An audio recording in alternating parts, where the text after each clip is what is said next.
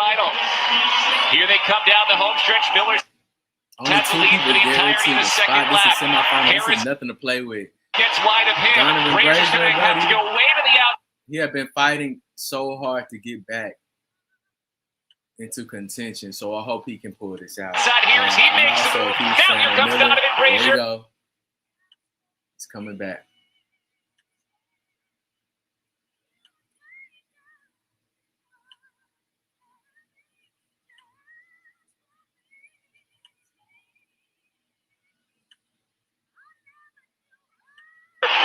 Isaiah Harris, it is Miller and Grazer automatically through. Harris a touch behind in 1:44.15.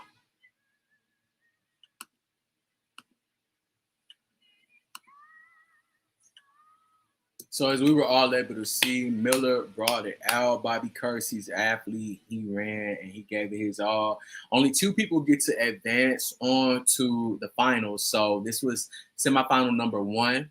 Donovan Grazer, OG, he'd been at this thing for a minute, and he was poised to actually win and, be an Olympic medalist by now. But, life happens. And it's always good to see how resilient he is, that he's back in the game, that he's not giving up on himself. So this is day 2 of track and field national champions for the United States. And I'm happy to be covering, as I stated last night, track and field is my favorite sport. Grew up, born and raised in Austin, Texas, where there were 2 events that brought out the whole city. And that was always Juneteenth, and that was always Texas Relay. So that was my introduction to track. I was a discus thrower and shot put in high school and middle school. I did pretty well, but I decided to, change course and move towards singing. Nevertheless, we're back. We're streaming. Let me know where y'all are coming in from. And if anybody wants to help, I greatly appreciate it if y'all donate to my Cash App right there below. And let me know if there's any highlights, anything from the past, yesterday, or what you might have missed before you came in here. If y'all want to see that, let me know. And I'll be sure to go back so that we can have an inclusive experience. Also in this semifinal, he'll run out of lane number 5. USATF. Start right next to Hommel, who starts in lane 6. In high school, Lukenhouse starts wide on the outside, still just 16 years old. He obviously ran a lot of big races. You imagine lining up with the best in the world at 16 to meet like this? No, I could not. I barely had started running track and field by the time I was 16, let alone even understanding what the gravity of a U.S. championship meant at that point in time. But Lukenhouse, obviously a talent and someone who, with this experience, is only going to benefit him as he ages into the sport. Top 2 from semifinal 2. We're on to the final. Fastest non-automatic time so far is 1:44.53. Quick out of 8 for Isaiah Jewett. Down on the inside, Patrick Tuohy of NC State. Christian Harrison both battling for positioning as well. And now here comes Jewett sweeping down, trying to get out toward the front. Hommel a bit wide of Jewett. Takes an extra few steps in lane 2 to get to the front of his race. And look who comes up next to him, the 16-year-old Lukenhouse. Absolutely. This man is running full of confidence. Man or a boy, I don't know. But he's running like a man right now on the shoulder of U.S. champion Bryce Hommel. Isaiah Jewett right there on the inside. Jackson coming up on the outside. But Lukenhouse giving himself every opportunity to qualify for this final, getting passed there by Jackson. But Bryce Hommel comes through the first 400 meters just a hair over 51 seconds, so slightly slower than that first section. Oh no, a trip by Lukenhouse. Lukenhouse tripped up, and that knocks him a bit further into the back of the pack here as Hommel starts to step on the gas, but he's got Jackson and Jewett behind him. Jewett right now looking very strong. He's making a move up to Hommel's outside shoulder. Lukenhouse trying to work his way back up into the picture.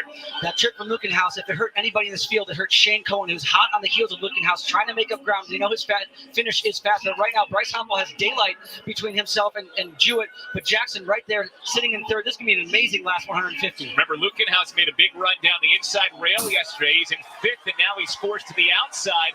Hommel and Jewett, top 2 spots. Lukenhouse is coming on the outside. The gap is big between 2nd and 3rd. Lukenhouse gaining on Jewett at the end. Hommel's in control. Lukenhouse comes back and earns a spot in the final. Wow! You run through the line. Your coaches tell you that from AAU, through high school, through college, into the pros. Lukenhouse ran through the line and ran himself into this 800-meter final. Goes 145.57, just off his U.S. high school record. Hopple in 145.31. This heat was good news for those time qualifiers from Heat 1, as you'll feel pretty good if you're Isaiah Harris right now in that sweet spot, running that sub 145. But look how calm this 16-year-old kid is. He's going around over to sign some autographs now.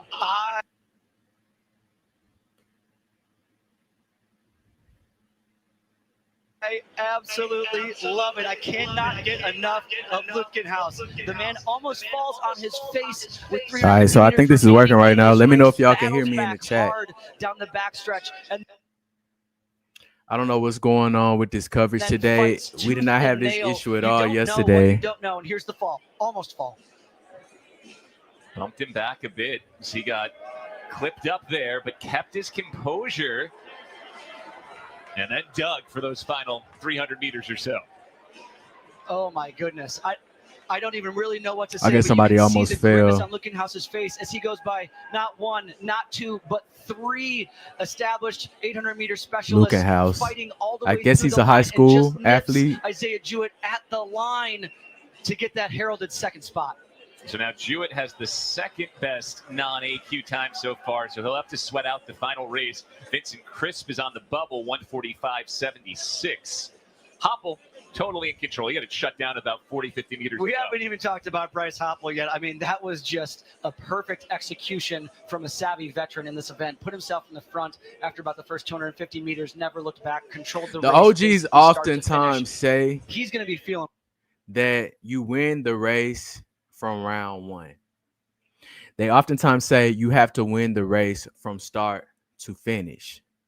Oftentimes, especially when we talk about some of the international or, Jamaican athletes, they can run and they get to the end of that line and they feel comfortable that they can just coast their way through and they're not running through the line. And unfortunately, we see time and time again, almost every meet, we have people who make the mistake of just trying to ease up and coast themselves out, thinking they've done more than what is enough. But in track and field, you do not win the race until the race is won. It is not over. It is not over until the race is won. So you have to really run all the way through the line. It's unfortunate that Jewett, he's a seasoned veteran, somebody who's been on international stage several times, that that Lukenhouse got him like this, but it is what it is. I do believe he has a time that will be fast enough for him to make it in advance to the finals. But hey, this is a tough semifinals, y'all. Only 2 people are making it through automatic. All the other, the other 2 remaining will be from times, who gets the best time. So we're gonna go back and put the track on the big screen. I appreciate it, Flow Energy, for letting me know that y'all can hear me. And tell me who y'all rooting for. Who would y'all like to see win this thing? It's going to be hard to beat Bryce Hopple, and it's going to be hard to beat Miller. All right, so here we go. This is heat number 3. And Crisp on the bubble, 145.76.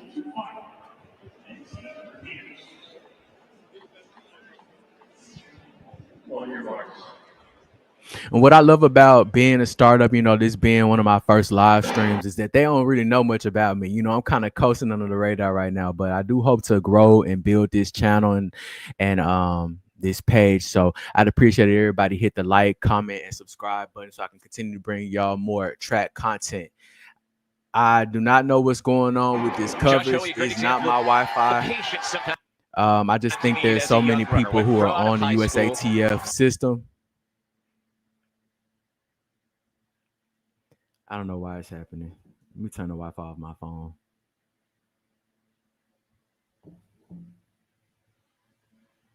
Turn off my phone and my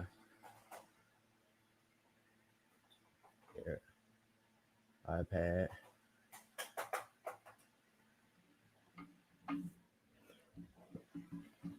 Doesn't often happen right away that you get that.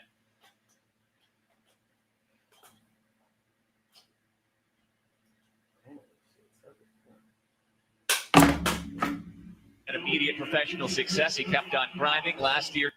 dropped under 144, and this year all the way down to 1.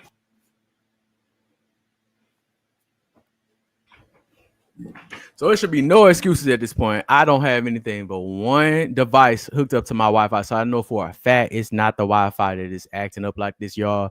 This is USATF system.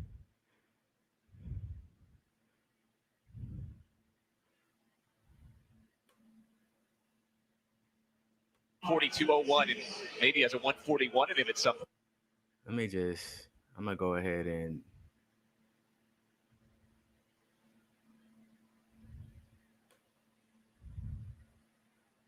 close down some of these, see if it Absolutely. helps The out. 142 runner, he is running with an incredible amount of confidence, taking this field out fast. Alvarado right on his shoulder. Alvarado, an Olympic trials finalist from last year in 2024, hoping to make another final here in 2025. But Josh Hoey trying to keep things strung out and trying to eliminate any chance for trouble as they come through down the home stretch for the penultimate time. Hoey, Alvarado, Cuthbertson, Kidder, and Engel.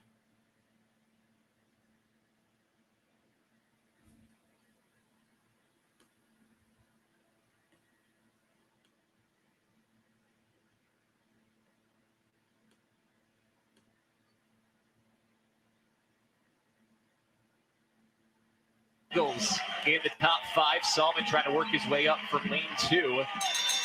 Get a time check. This is crazy to me. I think what I'm going to do is I'm going to pause it just some so that it can buffer and kind of catch up with the demand.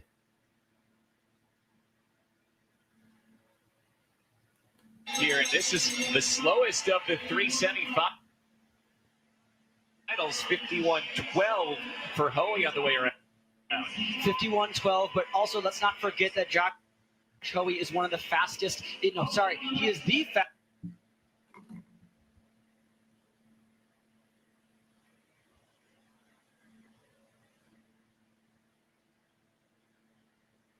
fastest American over 1,500 meters this year. So that strength will.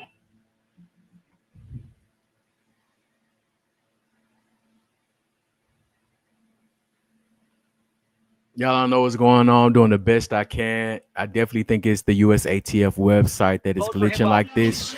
But don't worry, what we're going to do after this, I think this is going to be their final semi. We're going to go back and we're going to watch the semis again for the 800 meters. I mean, shit, all of them were less than a minute and 30 seconds. So we'll probably wrap that up in 5 minutes before we head to the women's semifinals.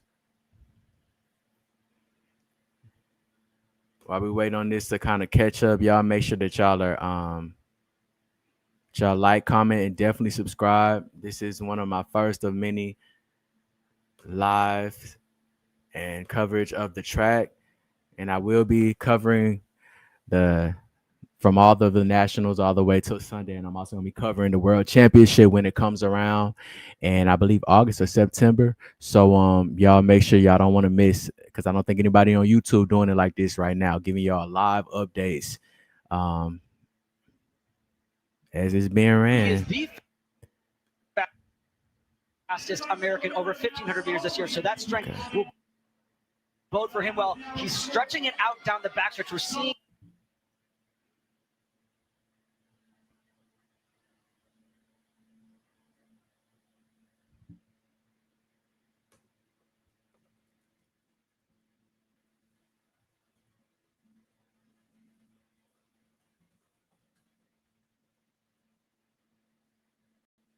that now as the athletes are starting to sort of fly off.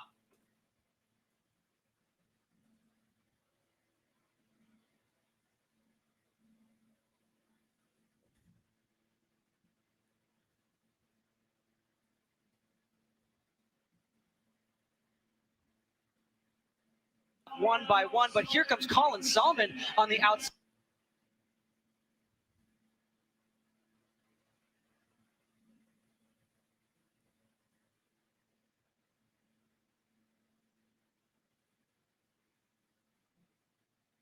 Looking full of run as it still remains to be Hoey and Alvarado in those first two positions. Hoey, Alvarado, now what's up, Rock and Waffle? How you doing, Sprint Track? For third. Y'all excited about the national He can championship? pick off at least one more if he wants to guarantee.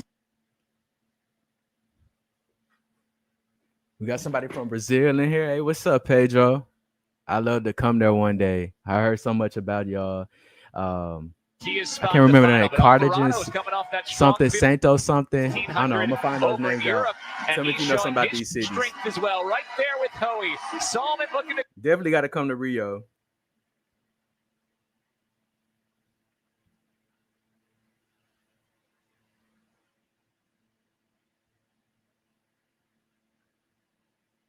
close from the outside. Hoey. Bahia. Salvador and Bahia. I was told to go there. Overtakes Alvarado. It is Hoey and Solomon into the final. Alvarado into third, another one. You're welcome, JG. I appreciate y'all coming in and supporting me. Time 144. Like I said, I'll be bringing y'all coverage all weekend. Hoey. Colin Salmon checks in right behind at 144.80 for the second automatic spot. All right, so I'm going to play it safe. I'll be going in and out of showing the live coverage because that's how you kind of beat the copyright infringement considering the Fair Use Act. Nevertheless, I appreciate you, Ms. Buckeye99. Thank you for subscribing. All right, so again, we're at the 800-meter men's semifinals. Only 2 people will be advancing through to make it to the final. We already got Bryce Hopple, someone who is a veteran at this point. And he's somebody who's never going to go down without a fight. So I think he's definitely a front runner. We also got Bobby Kersey's very own Miller in the 800-meter. He's not something to play with either. He has made it to the final. And so I think those are going to be the top 2 front runners that we need to watch out for. Unfortunately, you see it's a big glitch going on right now. So I'm not certain who this gentleman is who just won. But I know it had to be tight because, like I said, only 2 people get to make it through. Completely missed Camden Marshall because my eyes were fixed on those top 3. Collins. And it's so shocking. It's so sobering because you go from the heats where almost everybody can make it out of the heats. Everyone makes it to the semis, and it's such a big honor to make it to the semis of the national championship. However, it's so unfortunate that you can only bring 2 out of the semis, and it's really humbling to know everybody ain't gonna make it. Everybody ain't gonna make it. I mean, they still have a chance. They can make it through. They can make it through the Diamond League. But I mean, everybody puts everything on the line right here at the U.S. Nationals because this is one of the hardest, if not the hardest, team to make. The best for Colin Salmon to get him third, and a personal best from Camden Marshall to advance him on time. Let's take a look at all the ones who are going to advance to the finals. And appreciate that update, Jonathan. So I guess Miller's not with Bobby anymore. Miller got the first spot. So whoever we with, he's still putting in that work. I tell you that. Donovan Brazier made it through. And Hopple, I still wouldn't count Hopple out. He's down there in 7th place. He run very convincingly. He took it out from the line. He wasn't scared to lead from the front. So I wouldn't count him out. I think maybe the whole field, he just had a slower field altogether, but he made it through. So I think those are the top 3 front runners for the 800-meter men. What do y'all think? I say Miller. I put my money on Miller, Hopple, and Donovan Brazier, maybe. Who are your top 3? A1 Legion said Jamaica team is the hardest to make. I can't argue with you that. I think between U.S. and Jamaica is definitely the hardest too. They wear down the athletes. And so, we've seen Josh Hoey run 142 this. Nah, SR. It ain't me. It ain't me. It's the it's USATF. And that's why y'all go ahead and subscribe to me. I'm paid for this so that you don't have to. You don't need to go through all of this. Let me work out these kinks so that you don't have to worry about it. But let's go back. We're gonna have about a little 5-minute gap, I think. Dictate that race. Is there anybody else who might potentially think that their best strategy is to take it out? We got about 5 more minutes until we go to the women's 800 meters. So let's. I think the question now for.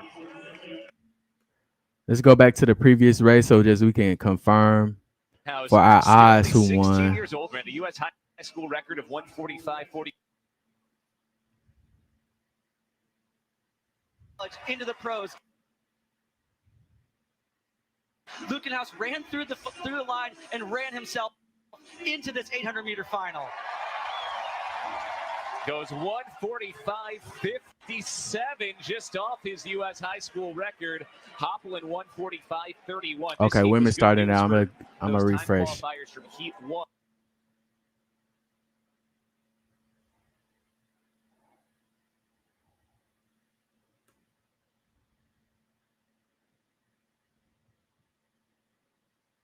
Nia Akins on the inside goes right toward the finish, past Hunter, and she glides into the final where Ajay Wilson will join her in second, Hunter's third, and Mo is fourth. 158.09 for Nia Akins, just in case you were forgetting about her with all the other big names in this field. The reigning U.S. champ says hello. Look, those University of Oregon Ducks must have showed her where lane 0 was yesterday, making the inside pass. We obviously saw Megan Hunter flailing there a little bit down the final stretch, getting tired and leaving. Did she run? Pass open. A thing Mo, I think, ran a great race, season's best, 159.79. Put herself Oh, damn.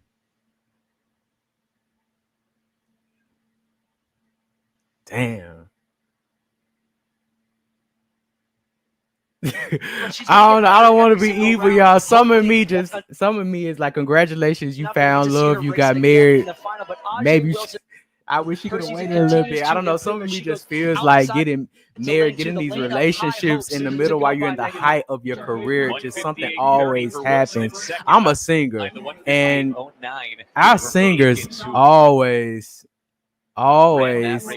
take a loss. They kind of get set back in some way when they get in these serious relationships. It's so unfortunate. But I mean, the most important thing, I guess, in life to many people is to be in love. She's already achieved Olympic greatness and already is a gold medalist in the championship. So, I mean, she's crossed off everything for herself. It's unfortunate for us because she has so much promise, so much potential. It was just so natural. She came out the gates winning. And to see her now fade to fourth, and I'm not sure if she's gonna make it to this final. It's sad. It's sad to see. But shout out to Athemo. I hope and pray she can come back one day stronger and better. I'm a fan of Nia Akins. I like her because she has fight. She's hunger in her, and it always comes out every time she steps on that track. But season's best for Akins and Wilson. Remember, you have to 3-time qualifiers. Hunter with the best time, not automatically through. Mo with the second best time. Remember, you can't deny how pain she looked. She like she was in full blown pain at the end of that race. I'm not sure if she should have exerted all that energy in the semifinals, but hey, only 2 people get to make it through, so it is what it is. And so B Break said it's the coach. She needs a coaching change. Her ex-boyfriend made a coaching change. Perhaps that is what she needs. But Bobby Kersey, he got that, if I'm right. I'm not sure. I've been wrong before. I believe Bobby Kersey is her coach. Bobby, he makes legends. He is a legend factory over there. And correct me if I'm wrong, who is Sydney McLaughlin working with right now? She's still with Kersey as well. Points after the 5th of 7 events, and right off the bat, she delivers her opening javelin throw well out past the 40-meter mark and not far off that 50-meter line for Anna Hall. This is an event she's really improved on over the last few years. Well, she really has. You can just see it in the way that she approaches. She takes her. You're right, Ohen. Sydney did get married. An all-time personal best, and just look how tall she is. She's going to use her levers very well. Bam! She hammers that left side, puts her left foot down, stays behind the block. She's going to be a 50-meter thrower in no time at all, and it's nice to see her with such improvement. I saw her warm-up throws. So Sydney is with Bobby. A thing, and Sydney's with Bobby. So what do y'all say about that now? Now that we know Sydney is with the same coach that she's with, is it the coach? She's put it into the universe now that she wants to. All right, Stace, you proved me wrong too. Tara got married.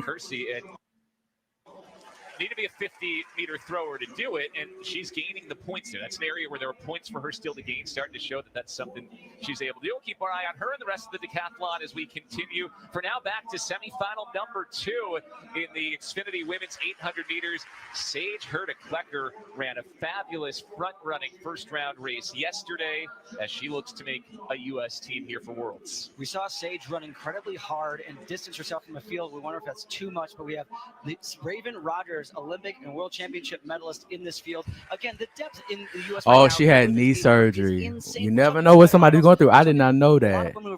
Yeah, okay, so I pray that she recovers well from that. And what more confidence do you need? The way these world championships, the way these championships coming back to back like this, I know we're kind of back on going to be on a regular schedule of some kind of every 2 years, considering COVID-19 bumped everything out of place. But there'll be another championship. She'll be able to return. 2 years, I think, is more than enough for her to be prepared for. Was it 2028? To get prepared for the 28 Olympics. 3 years? This year. Yeah. There's Maggie Compton, the 23-year-old. Oh, well, matter of fact, they might have a championship within that time frame. Big Sky 800-meter champ. She was third in the 1500 at NCAA Outdoors. Went back down to the 800 at the Sunset meet 3 weeks ago and ran 158.55, a new personal best in the 800. Maggie Compton is one of those athletes that we spoke about yesterday as someone that you don't want anywhere near you with 100 meters remaining in a race. Her finish is lethal, like that of Shane Cohen, and harkening back to that of Nick Simmons. And also, yes, the 800 man did run. We had Bryce Hopper who led his heat. Also Miller, he led his heat, and I can't remember the last gentleman who led the heat, but Donovan Brazier made it through as well. I don't want to say it's too close to so this is the second heat of 3 for actually the second semifinal of 3. Under the hood this year of the mental part of this game as we look back on Tamara Chapman in the Javelin. Big throw for her, big event for her as she tries to get into the top 3. Yeah, I'm rooting for Raven Rogers too because she's a legend. The longevity that she's had in this career, I love to see her continue to elevate. And, Aji Wilson also made it through. I'm proud of that. I'm proud of her because, this is her last year. And Aji, she's so fun. She's so beautiful. She's been at this, and I was happy to see that she got the world indoor 800-meter title. So what better way for her to cap out her career with this championship win? At least a championship medal this summer. Some of her slowest times in years. And just talk about the mental challenge. Nagoose isn't in the 800-meter. I think I'm not sure about the distance. Don't give me the line. I think he's in 1500-meter, but he did make it past his heat last night. And I think they'll be running again today, and I will be covering it. So make sure you subscribe, Rashad. I got you. The men's 100 will be this evening. After these semis, we'll go back to the scheduling board so we can all see what's coming up. Performances to show up for herself as they cut in here. We have Raven Rogers going down the outside with a very fast first 200 meters. Rogers, Compton, both in good spots. So too Emily Richards. So the men's final will be tonight at 10 Eastern time. Thank you, Randy. 3 on the inside rail. Compton tucked into third, and Victoria Bosung in fourth at the moment. Yeah, if y'all just coming in, the stream is lagging a little bit, but as y'all see, mine isn't lagging, so it's not the Wi-Fi. It's unfortunate USATF system like this right now. I think more people realized there weren't going to be many ways to watch, so they went ahead and downloaded, and it's just overloading the system. But it wasn't like this yesterday. It wasn't like this before the semis. Second 200, but Rogers in the position where she right where she wants to be now, taking over control of this race.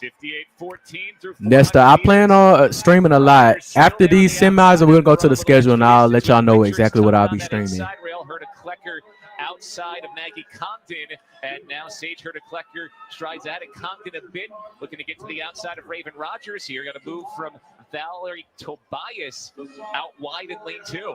We used to think that sub 2. You're welcome, Ide. World championship world status. Almost every single one of these women has done that. Raven Rogers and Sage Hurta-Klecker right now. I like this about Raven, y'all. She's running from the front. Back in the day, Raven used to run in the middle and in the back. She had one of the strongest kicks at the end. So to see her be more dominant now, she's going for it. She's not just going to accept what they give her. But only 2 make it through. Hurta-Klecker powering forward. Compton matching the move. Congdon and Herta Klecker shoulder to shoulder into the final. Rogers is third. Maybe I smoked too soon. 42 unofficially. Spoke a little bit too soon. Sage, Herta Klecker, and Maggie Congdon. I think we'll go to the photo to figure out who wins this semifinal. You're welcome, Lopez. Lopez. Herta Klecker in 1:58.40. Congdon 1:58.42 for second. You know, I'm not very concerned with who won that semifinal, but what I'm concerned about is how good Maggie Congdon looked closing down on Sage and Raven over the final 50 meters. Here you see her back by about 2 All or right, 3 so unfortunately, strides, Raven makes up that ground, didn't and get in the then top on a 2 very spots, as we savvy all know. move, Only sort 2 of people pulls get to make it back through to the on finals. accelerator, knows that she has the final in But the bag. she gave it her Raven fighting all, tooth and nail for every and I 100 hope because that as she you makes cut, it if you in lose on a top 10 time, position, you have because I to think get they one of those got time 2 of the qualifiers. fastest But great time to see qualifiers Raven get to with make it such a through. inspiring performance there in that second semifinal. But likely a thing might be out. Hopefully she gets a time qualifier, but she did place 4th. So considering how fast Raven ran, I just don't see it. I don't see it. And a benefit that you actually have running later, wanting a later semifinal, the third semifinals, you know what everyone has done before you. And none of the athletes want to make the mistake and have a pedestrian, very slow race and jeopardize them not even being able to make the time qualifying. So that third heat is not going to play with them. In second in the competition. You mentioned how she's not quite at 100%, but she has managed that beautifully. Who y'all think gonna win the men's 100 finals? Continued to show. I don't think Noah Lyle's gonna be in it, so I have my prediction. Let me see who y'all got. Keep pace, even challenge Anna Hall. If you're close to Anna Hall, you don't want to have to race her in the end. Meters, but Talia Brooks isn't far behind, but she steps up and blasts an all-time personal best, 43.27 for 730 points, 141 feet. No, Hall is going to take her second throw down after.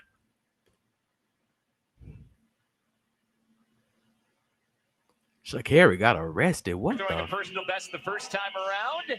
Another good one. This won't beat her best mark, but out past the 40-meter line. Dan, I'm really curious. You said if you were Anna Hall, you would not take another throw. Why is that? Well, she just blasted her all-time personal best by. Hey, everybody, let's be respectful in the chat. And, you know, she's out there. It's a 7 events here. You're not feeling a ton of fatigue, but, you know, it was send a message like one and done. Especially but, to Sha'Carri, because I'm from Texas, if y'all ain't know. So that's a hometown hero. The whole Texas, everybody in Texas, we all one family. So I ain't going to take no disrespect to Sha'Carri. We all make mistakes. So I hope she bounced back. I hope she. Why not live on your new personal best and sit under the stands and make everybody else do the work. All right, if anyone can put up a massive number of points in the 800, it is Anna Hall. You think she goes for it to try and she'd need almost 1,150 points to get to 7,000? A domestic dispute? Just take your big That's number, crazy. your win, and focus on Tokyo. Well, I'm not sure what. All right, Hunter, I got you. What's too flat? Going to score her, so we'll have to do the math after this. We go to the third semifinal in the Xfinity Women's 800 meters. And here is Roisin Willis, the 20-year-old who won the NCAA championship for Stanford this year. Stevens Point, Wisconsin native, a 3-time NCAA champion. The pride of Stevens Point, you know, they all have their computers. And that's true. I forgot Sha'Carri does already have the buy because I was over here. Y'all, I was going crazy. I was like, damn, that means she might not make it to the Worlds if she can't compete in the semis and in the finals. But now I realize she already has a bye, so she'll be good. She just needs to make sure that she's back for the 200 meters. I know she wants to double. So God bless. We send a peace and blessings out to Sha'Carri and whatever she got going on. And Monaco on the Diamond League level this year. Hannah, the 400 meter has been driving me crazy as well because the 400 meter heats was actually supposed to be yesterday and we didn't have the 400 heats. So it says it's supposed to be, their semifinal is supposed to be scheduled for this afternoon, but of course we can't have that if we haven't had the heats. So the original says it's going to come up next, so we'll see. The 400 hurdles at the 2022 World U20 Championship that often translates so well to the 800 like it has for Rose, now 22 years old, has run 1:58.12 this year. I mean, all three of these semifinals, you look at it, and there's 4, 5, 6 people hard to pick from, and that's why we're left with Olympic champions and more that'll be on the outside looking in for the final. Let's not forget about Olivia Baker. Olivia Baker has done this time and time again, qualified for so many U.S. finals. Oh, they're going straight to the semi. Thank you, Nesta. I did not know. Front here at the first of this race, and again, Sammy Watson. No, they didn't have the heats yesterday, but it makes sense if they just didn't have enough, so they went straight to the semis. Which they kind of could have did with the 100-meter too, because everybody made it through. Only 1 or 2 people. That was crazy to me. USATF Outdoors.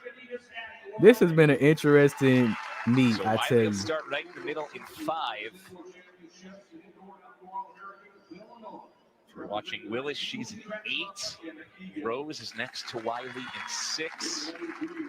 McKenna Keegan inside of Wiley, the 26-year-old. I appreciate everybody coming in. Y'all please make sure to like, comment, and subscribe, because I'll be covering the whole national trials all the way to Sunday and the World Championship as well. Whole sleeve full of watches. Yes, he can fill both arms up, I believe. Gosh, one of the challenges of there being 9 full lanes in each of these semifinals is these athletes are held for a long time. This is where the mental aspect of sport is so important. Can you keep your mind calm? Can you focus the task at hand? Don't let the gravity of this race. Don't let the dog hit you with a good Lord split you. Stand him up as Skylin Webb had a hard time getting set here. If you're looking for those non-automatic qualifying times, right now the 3 best times for the non-AQs: 1:58.42 for Megan Hunter, 1:58.78 from Raven Rogers. Get your ass up, man. And Valerie Tobias is on the bubble. You mean 1:59.40.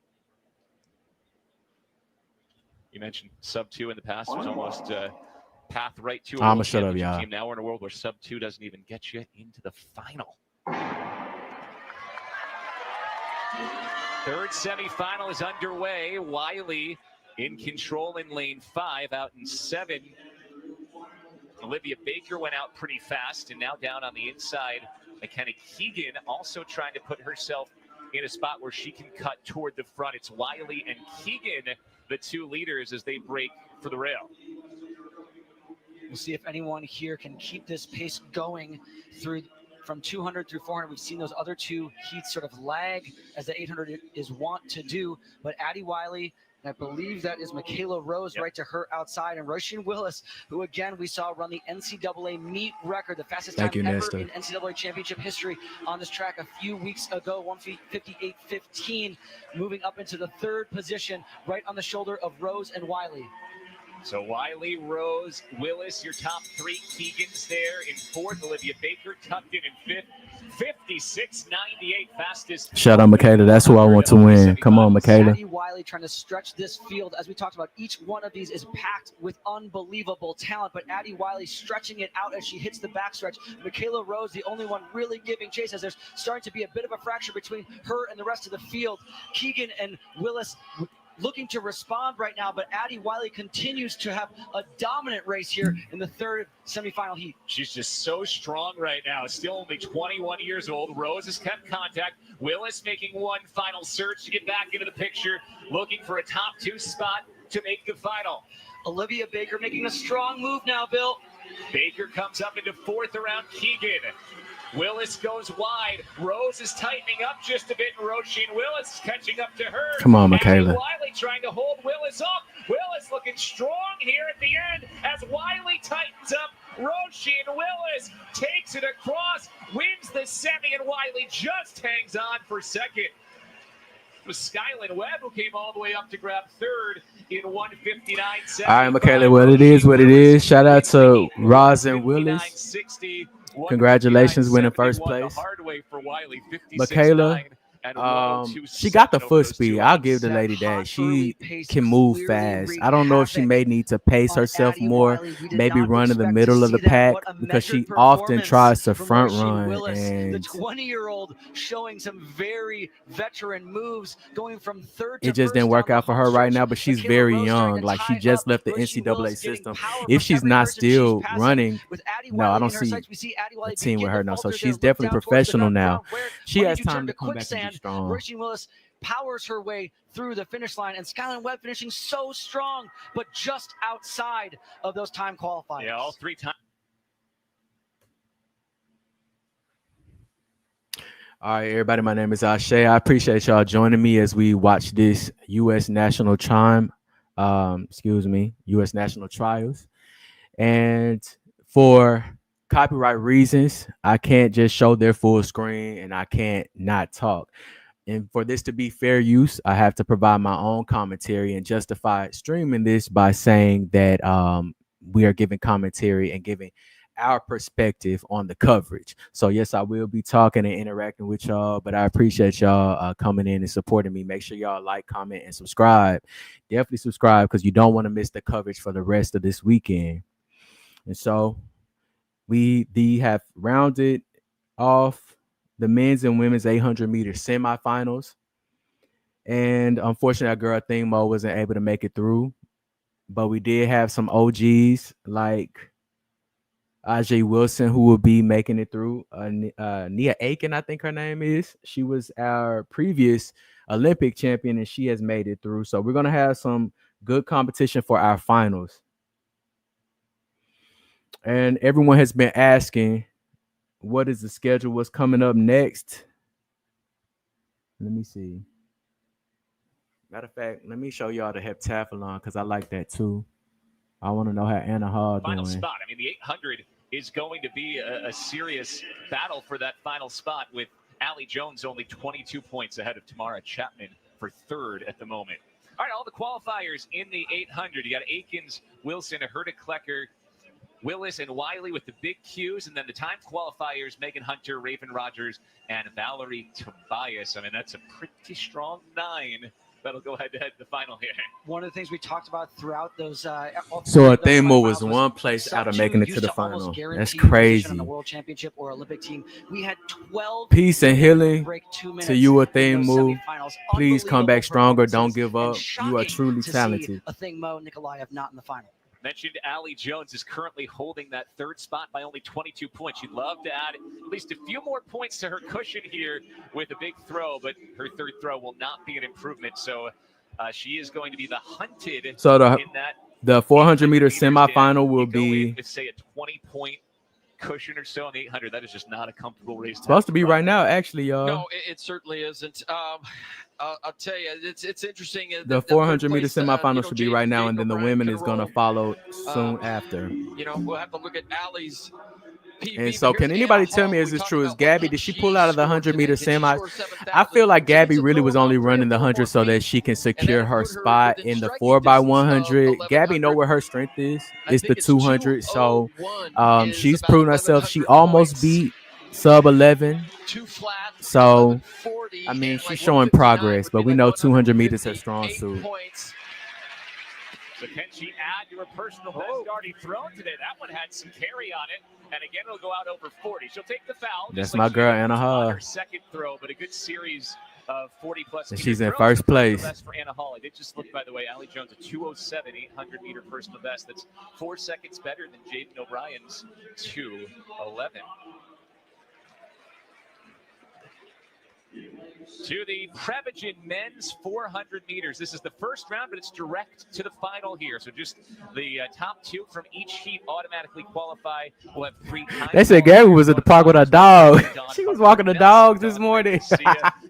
Gabby said she did her job. To see the teenager. Gabby always plays it smart. She always plays it smart. And here we go. This is the 400-meter men, y'all. We watched Bryce Deadman here in the open. Y'all was so upset yesterday. I wrote USATF and everything. I was like, y'all took out the 400-meter heats and didn't tell nobody about it. But I guess they didn't have enough athletes to run the heat, so they're just moving straight to the semis. What I'm hearing, I guess we're about to find out. PR ran 44:30. That means you are in great shape. The men's long jump is in a separate stream, and it's actually happening right now simultaneously. So unfortunately, I can't. Or y'all let me know. Do y'all want me to split the screen? Do y'all want to focus mainly on the 400 meter right now, or do you want me to split it between 400 meter and show you the long jump? That you belong on this team, and that's what you're telling yourself. So he has to run like it. Justin Robinson, Elijah Godwin, both past finalists at U.S. Championship events. Godwin, a bronze medalist in the mixed 4x4 in Tokyo last year, so keep your eye on him running out of lane number 7 as well. Mentioned that 44:30 Deadman ran. That was so this is a heat. Just behind that. So I guess they are still going to have a semi and then a final. Wilson held Deadman off down the stretch in Memphis. And I'm going to keep it with the 400 yard. Stick with you. You do not take that lightly. You go back to practice and you're like, I have to do more. So 2 automatically through. We got 2,000 people in the chat, y'all. This is my biggest live stream. I appreciate y'all. 3 first-round races.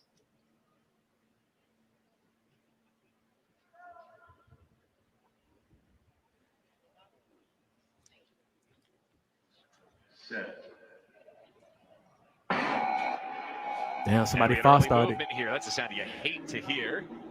And you don't hear it all that often in the 400. No, you do not. And that is why, okay, now it's really about like, okay, I got to take a deep breath. Was it me? What happened? Did I move? What, everyone just kind of went into a panic. Take a deep breath. Bring everybody back. And while they bring everybody back, let's look over quickly to the men's long jump. Jeremiah Davis in the first round has moved out to an early lead here, Dan. The Paris Olympian, who has 4 wins this season, goes 26 feet, 1.5 inches, 7 meters, 96. Thank you, Brian. For the opening salvo in this competition. That's right, y'all. Make sure y'all like, comment, and subscribe. I expect all 3 jumpers who in the top 3 today finish over 8 meters, but 26, 1.5. You say little or no wind over there. I'm sure these athletes would love a little bit of a tailwind. I tell you what, I can't think of a better place to be competing today than in front of this home straight crowd. The home straight on the bottom section is completely full. You want a little help from the fans. I appreciate it, Jorino. There in the long jump. Here's Bryce Deadman again, the former Texas A&M Aggie. And I will say he's run some amazing relay legs. Something that will stick with me is when he got that stick in Paris, his execution and power of how he got out, he knew he was a man on a mission. 2023 U.S. champ, made the World Championships in Budapest. He's on the outside in 9. Demarius Smith in 8. Elijah Godwin in 7. Justin Robinson's in 100 6. meters next, I Meadow think, in y'all. 5. Nathan Watson's in 4. Caleb McRae in 3. Jonah Vigil in 2. And Tavon Underwood in 1. This time they're away clean. Deadman running blind, and he's gone out very hard in 9. I mean, that's what you have to do. When you're in lane 9, you cannot give them anything, because if you get to the 250 or 300 and you see people that are in front of you, you know you are drastically behind. Elijah Godwin, who's always been built like a linebacker, also has made up the stagger in lane number 7. It is Deadman and Godwin both running incredibly strong right now. Here's Deadman in the lead coming around the corner. Now look down the inside, Caleb McRae. He's run sub 44 this year, and he comes off that tight turn in the lead. In lane 8, some pushback from Demarius Smith as well. Deadman challenging McRae. McRae's losing ground at the end, and the 2 going through come from the outside. Damn. Bryce Deadman wins it, and Demarius Smith Deadman looks in shape. he did just ahead of Caleb. Deadman look like he ain't playing with him. 44-34 time for Deadman. Shout out to the previous 45 national for Smith, champion, who runs Deadman, the all the way World from Championship Texas, standard showing to up and get showing through to the out. final. And Caleb McRae will have to wait and see if he gets through on time. And, many will say, as you see right here in this replay, McRae on the right of your screen seems like he had an advantage because it's on the inside. He can see what Deadman is doing on the outside. My notepad for this.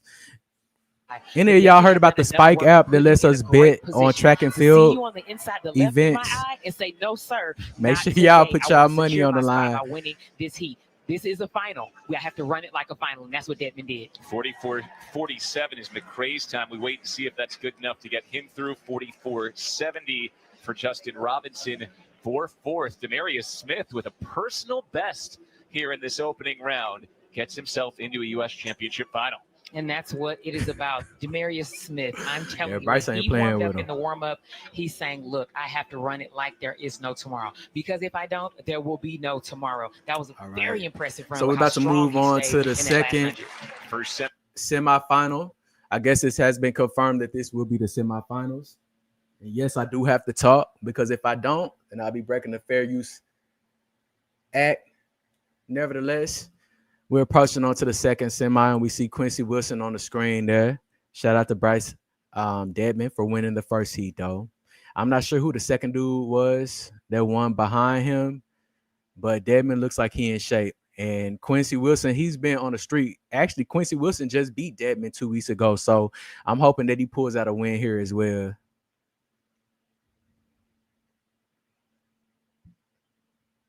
I appreciate it, Marcus. Y'all give me a second.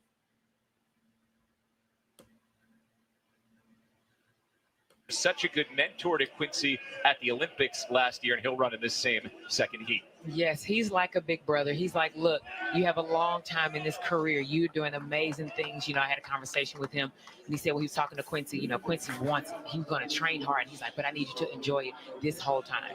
Will Sumner, national champ in the 800 a couple of years back in Georgia. This year he's mostly run these 400 meters. He's trying to figure out where exactly the right fit for him is. Y'all make sure to like, comment, and subscribe. I appreciate everybody showing love. 800 base, you always have to be considered as a dangerous man because when you mentally accept I'm going to do this twice, now it's almost like I had to take it back to the school book days, bring out the line There's paper. Field, London, and I take this shit serious. My money on the line. There in 4, Sumner in 5, Wright in 6, Wilson's in 7, and McIver is in 8. Y'all be respectful in the chat because Quincy is definitely still a child. I comprehended the track and field world. Comprehended it was crazy.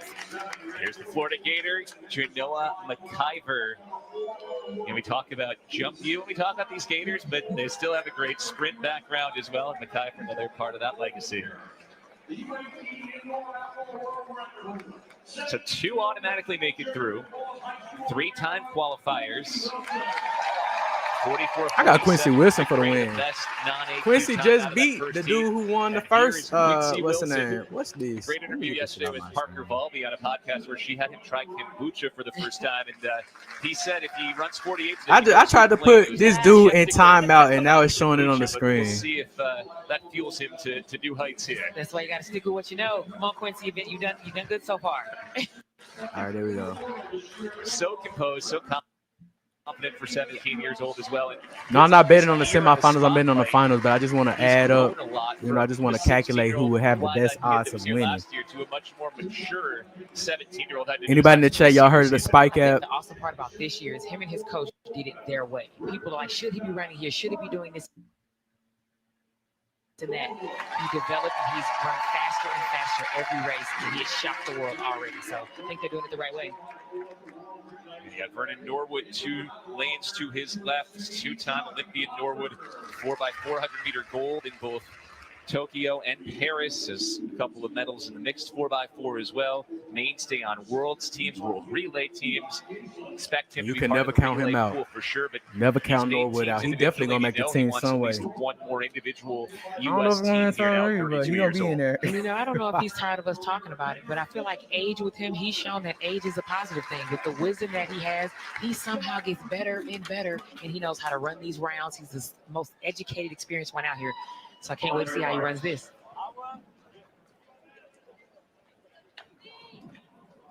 You know, last year Quincy Wilson had nothing to lose when he came here. This year, it is a different animal. He's, as we said, one of the favorites here. There are expectations. Let's see how he shoulders them here at these USATF Outdoors.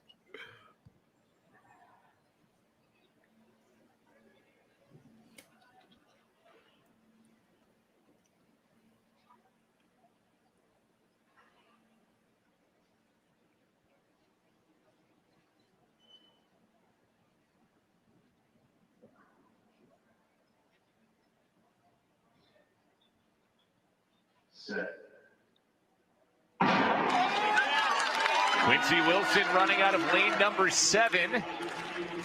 McIver to his outside got away really well, so Wilson has him to try to chase.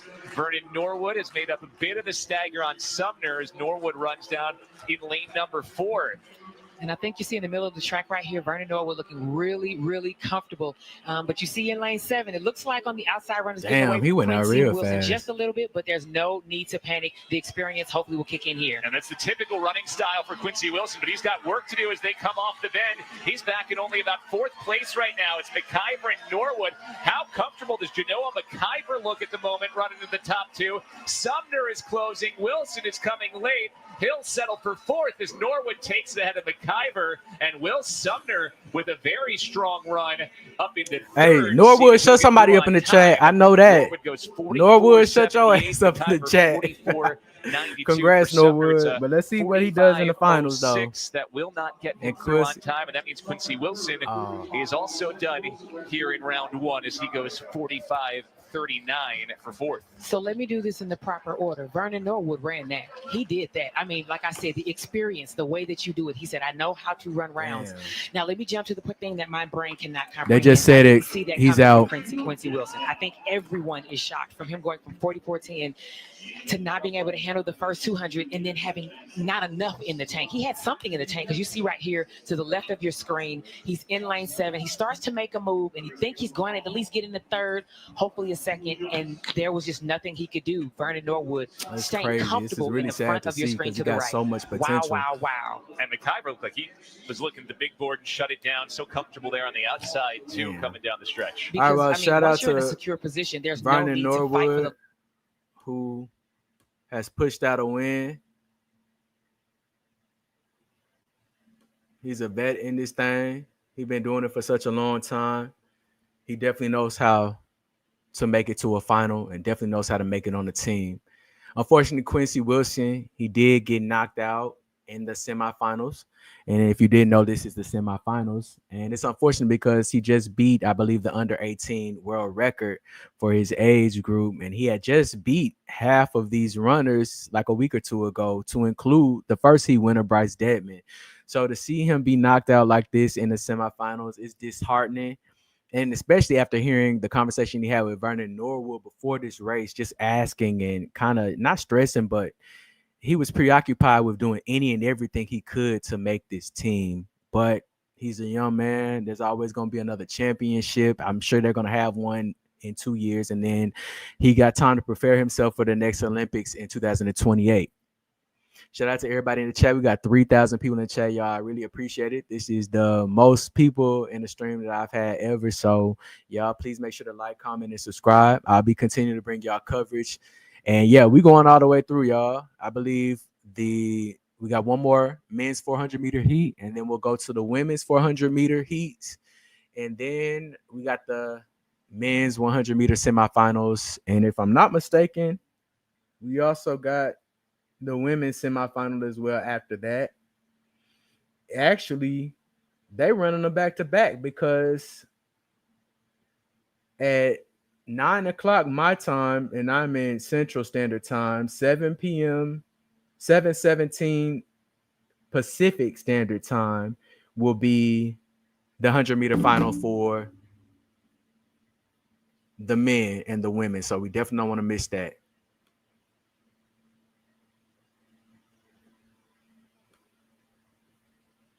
Jumps his best at the championship, 798 for round number 2. Williams, the indoor champ this year, and made the. So if it's gonna be 17, World team back in 2023 with a top 3 finish. Move to the second, make it the third of 3. It'll be 10:17 Eastern Standard Time for the 100-meter final for the men, and then women's right after that. 15 this year. The Paris Olympian made the finals. He was 6th in the 400 in Paris and the gold medalist in the 4x4. Then he ran at World Indoors and took gold in the 400 and the 4x4 there. Ja'Cory Patterson, world indoor champ in the 4x4 and bronze medalist in the 400 this year. Yes, I think that he won us over with the UPS story. Ja'Cory telling us hard hours at work. The 400-meter hurdles will be. I think what's really interesting is in this heat tomorrow. Top 3 from the 400 meters hurdle will be tomorrow at 2:19. No, excuse me. Ja'Cory Patterson third. 3:19 Central Standard Time tomorrow. Very experienced. And if you're keeping your eye on those bubble times to make it through, McRae 44:47, Norwood 44. Robinson 44.70. Hey, I didn't think about that. Deadwell on Ian, the Jamaica bumper, can get 4 too. Those are the times If to beat to make it through. Here's Keyshawn Randolph Ross wins back in that the US final in Championship the for the Diamond first League. I time didn't think about couple that. years coming back This is really from a coming out to suspension. be a Remember, strategic. before that, And look who we 2021, got here. 2022, he Who was else running surprised as to well see as him? basically anyone in the United States Randolph Ross, in the quarter former mile. NCAA And champion. we'll see what he's got in store. I in a didn't he major have meet four? once Let me again. stop. He was the big I ain't got nothing to say. conversation. I ain't got Everyone nothing was but good talking things about to say. Randolph Ross. Shout out but to you. Right now, it's time to prove yourself. You had some time off. Now you're back. Here we go. He's in 7 next to Chris Bailey in Quincy 6. got injured. Michael He Cherry said he wanted to in prepare 8. himself for the He's next to one. Corey Patterson in 9. Ross comes out really fast in lane number 7. He's already made up the stagger on Cherry. Fast start. We'll see if he can hold it here. Corey Patterson looks good out in lane 9 as well. It looks like Ross is now kind of settling into where he is. But what I know about Chris Bailey, who is in 6 right now, he knows how to run the latter part of this race. He's going to have some work to do with, oh my goodness, being on the outside. I'm forgetting his name. Is losing That's me. Patterson on the Don't outside. give everything Here away, comes the, Ross. Don't give lane it. 6 Chris Bailey give it all late away. charge as you were expecting there, Don. Bailey goes right past Ross, comfortably in the lead. Bailey and Patterson, the 2 favorites in this heat, taking control. And it looks like Bailey will cruise. Meanwhile, Patterson gives an extra surge or 2 to come across and take the heat. Both go sub 45. 44.63 for Ja'Cory Patterson. That was still a good race by 44.81. Randolph Ross. I was a Those are your big fan top of Ross 2 because automatically in when to he the won the final.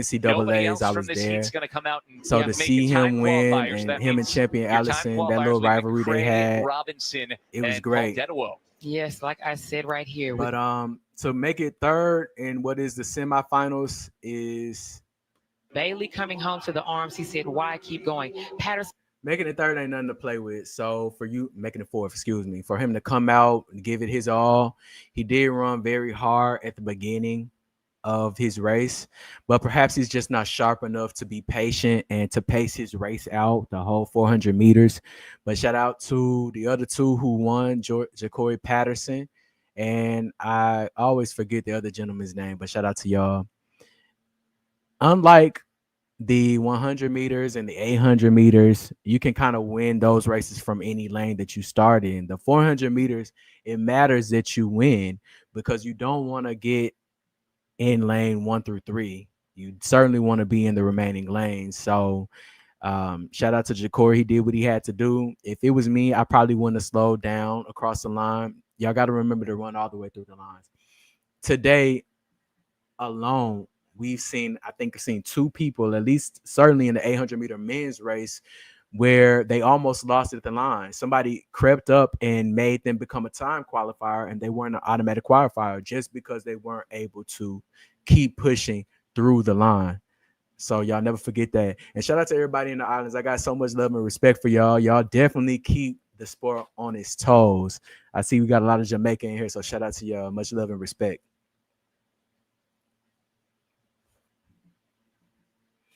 All right, so that was the final 400-meter men's race. We got Bryce Deadman winning the first heat, and then we got Vernon Norwood, winning the second heat, and then Ja'Cory Patterson won the third heat. Other people who made it through, I can't remember right now, but we got those are some strong front runners to make it through to the final. And next we got the women's 400 meters race coming up, and I'm gonna shut up so y'all can see the high jump, what's going on with the field athletes as well. To stay in the competition. Easiest spot over here in the women's high jump. Traditionally, one of the shorter competitors, overcoming a lot in her career, been dealing with a lot of injuries. Great to see her back jumping in the USA. And now Paris McKinsky, who needed her third attempt at 5'10" and 3/4 of an inch. The Arizona Wildcat on her second attempt at 6 feet and 3/4 of an inch.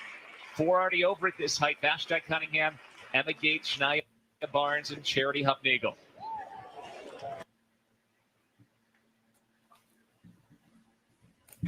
Yeah, Quincy just got ran out of it. I think he made 4th place, but he didn't make it a fast enough time to make it through as a time qualifier. She did get a third attempt clearance at the last height. He said Not as USA much could actually speed, bro. sweep. Approach. Hey, I'm with you with that. Really relying on that knee lift and that drive to get over the bar. Didn't have as much speed pushing into it. You see her talking to her coach, looking for an adjustment, but she'll need another 30 to 10 clearance if she wants to keep jumping here today.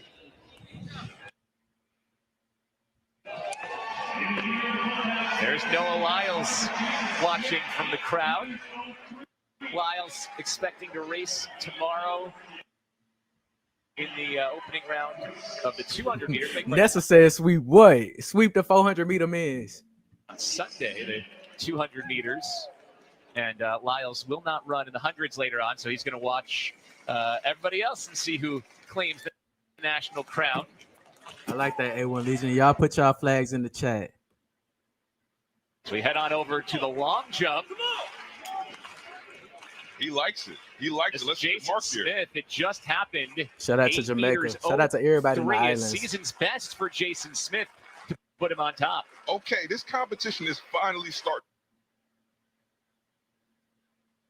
to wake up. I know we're in round number 2, but we got a lot of experience jumping here. I've been waiting to see when this competition was going to start to take shape. Jason Smith, season's best, coming here getting over 8 meters to take the lead.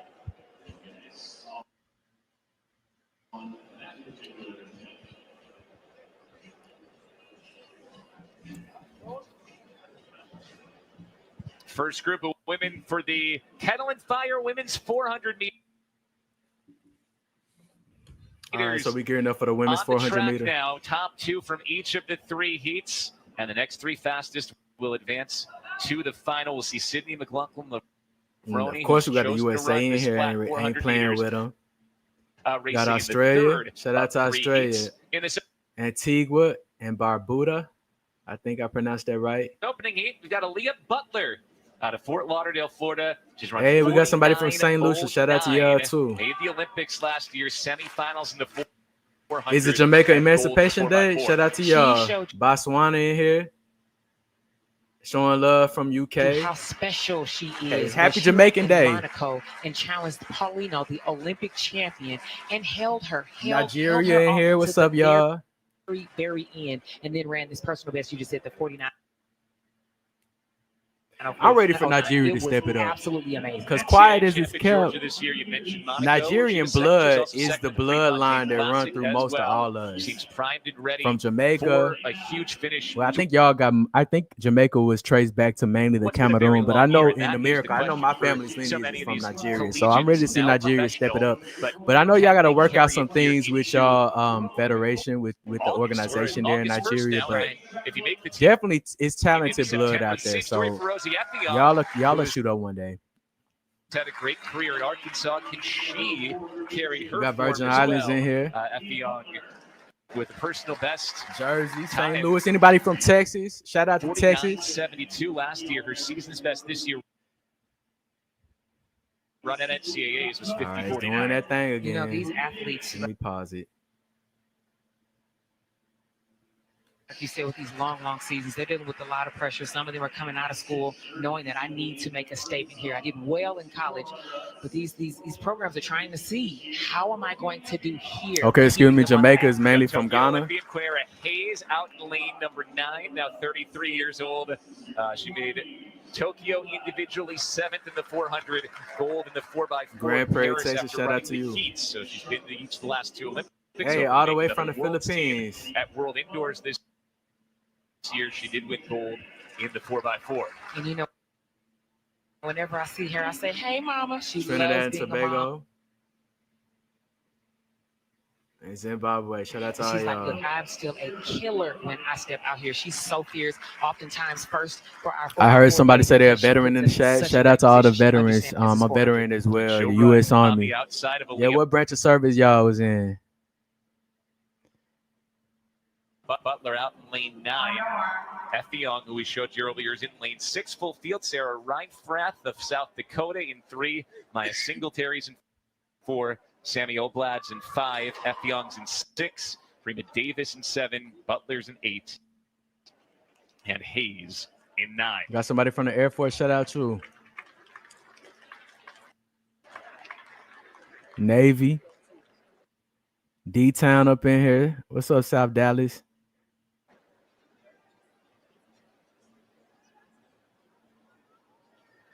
All right, here we go.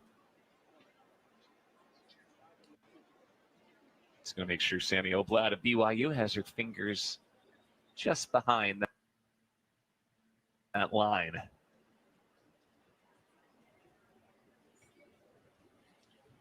All right, the women's kettle and fire 400 meters is underway, and Quinera Hayes goes out hard in lane 9. Rena Davis also a strong start in 7, and look at Butler now catching up to Hayes. A steady start for Aaliyah Butler. Butler is running textbook for herself. She gets out and runs a very strong first 200, just like I said she did in Monaco. Right here, you see her, she kind of knowing I need to continue to set myself up. Don't let the field come back to me. Stay strong and stay in front. Butler and Effie Young well positioned, the two collegians in the top 2 spots. It's an SEC meet here at the University of Oregon. The former Georgia Bulldog and Arkansas Razorback. Butler and Effie Young. Quinera Hayes trying to make a late surge for a top 2 spot as she tracks down Effie Young. And here Hayes goes. Quinera Hayes overtakes Effie Young. It's Butler and Hayes making it into the final. Shit, Quinera almost won the whole thing.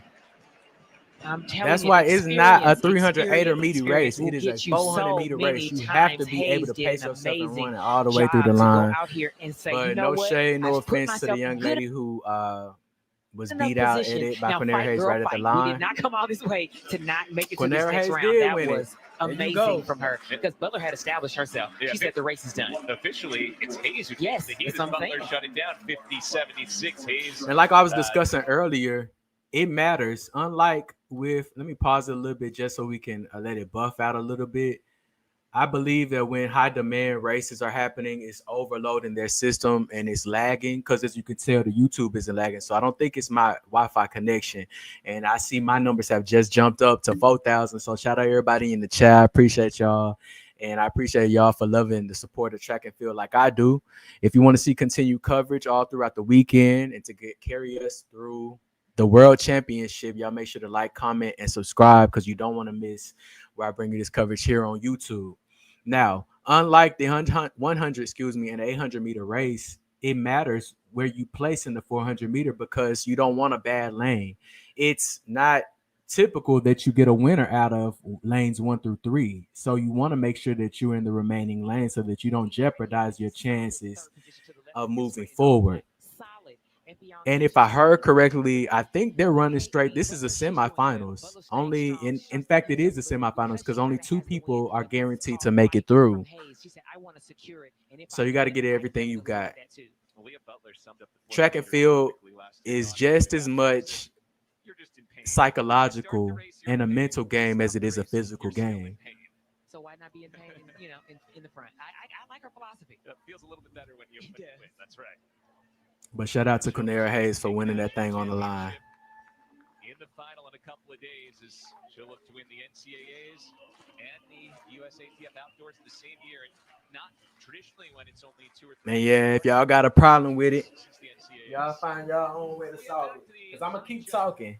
I got to keep talking. The only way I can use the Fair Use Act is by talking. You can't just show somebody's live stream 100% because that was copyright infringement. And I ain't trying to get my shit closed down, but I appreciate y'all for coming in and showing support.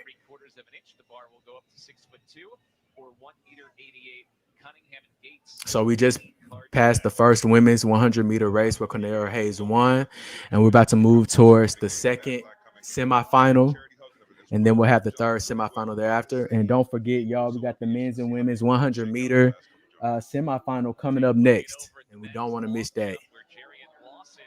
He's on the runway now, 31 years old, 2-time Olympian, 4th in Rio. He didn't get a clean mark in Paris, but did make the team coming off Olympic trials last year. Looking to get on the board here. It is not going to take much to stay in this competition to get into the finals, but he's got to get a legal attempt, a foul in round number 1. I saw the jump. He looked so good. You long jump fans, Smith is in the lead, followed by Williams and Davis. Is that who y'all rooting for? Who y'all want to win in the long jump? I wonder if that threw his timing off at all. we're sitting here, right? It feels good out here. I was sitting next to Dan when he was talking to you about what the environment is like here. The wind is a little inconsistent. You see some people at 0.7, some people at 2.3, so it's a little bit inconsistent. But right now, he just needs a right kind of jump just to get on this board. Trying to solidify a comp 8 spot. He was very aggressive on the board. Again, that is way out past 8 meters, and it's legal. The green light comes on. Oh, he attacked that.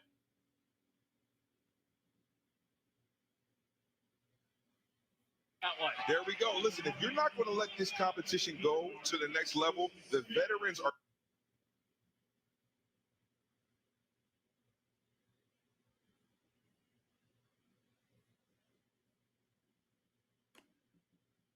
This has been a crazy And line. she is over as well. So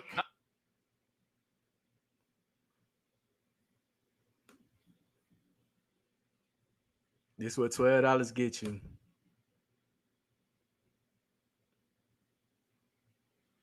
About coming to this championship is being such a long season.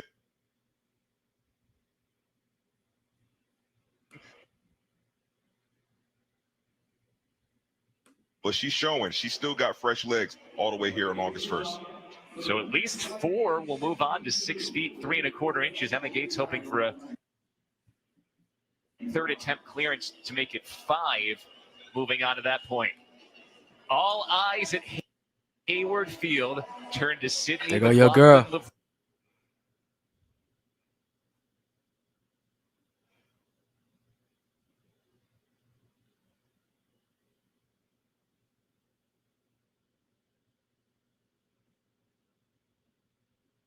But Sydney ain't come to play with him. I think she's actually the reigning champion. The 400.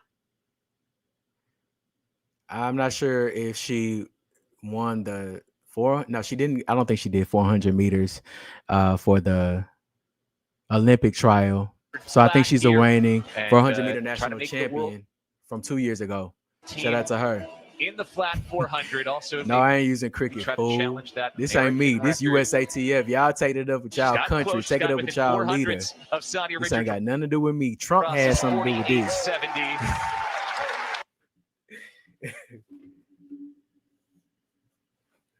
See if she can attack that in the final. Obviously has to get there first. The Bronies been pushed by her coach, who you know very well, Bob. Kersey's had her doing a whole bunch of different things. She ran a flat 100 this year during the Grand Slam season, the 100 hurdles as well, and she's run both some 400 hurdles and 400 flat races throughout the year. What we love about Sydney is, as much as we love to see her do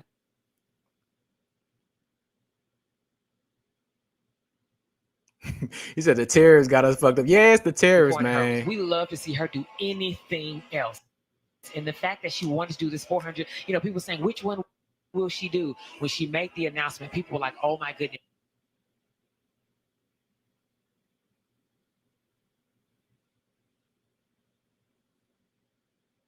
We're going to blame this on Resident Dunk. This ain't got nothing to do with me. What will the time be? How will she? I'm on Comcast. We straight around here. Against 400 actual runners. So people are really, really happy to see her do this at nationals. Her race.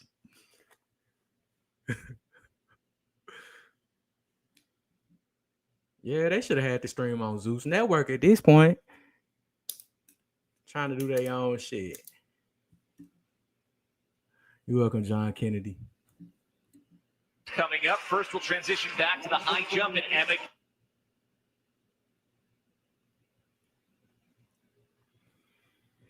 Nah, I can't take it. We can't do our girl like that. I know that's what's happening. People overloading their system right now.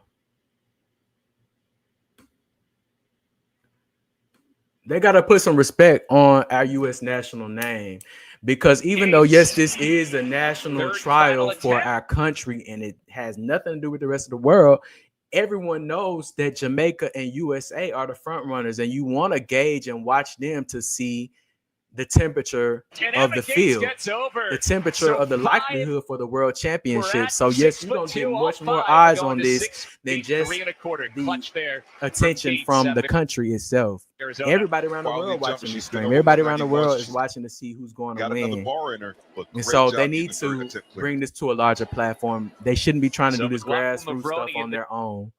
It's ridiculous and it's disrespectful this to our third heat athletes who will worked run out hard. of lane But 5. we're She's doing the joined by best we Lena can. That's why I Irby appreciate Jackson, y'all 26 being here with years me. old.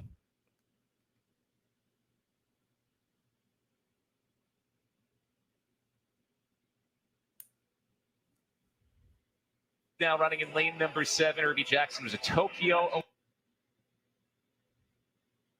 Olympian, and she's run well lately, 49-80. Nah, this is crazy. Okay. I'm gonna restart it. It ain't the Wi-Fi, y'all. It's the USATF system.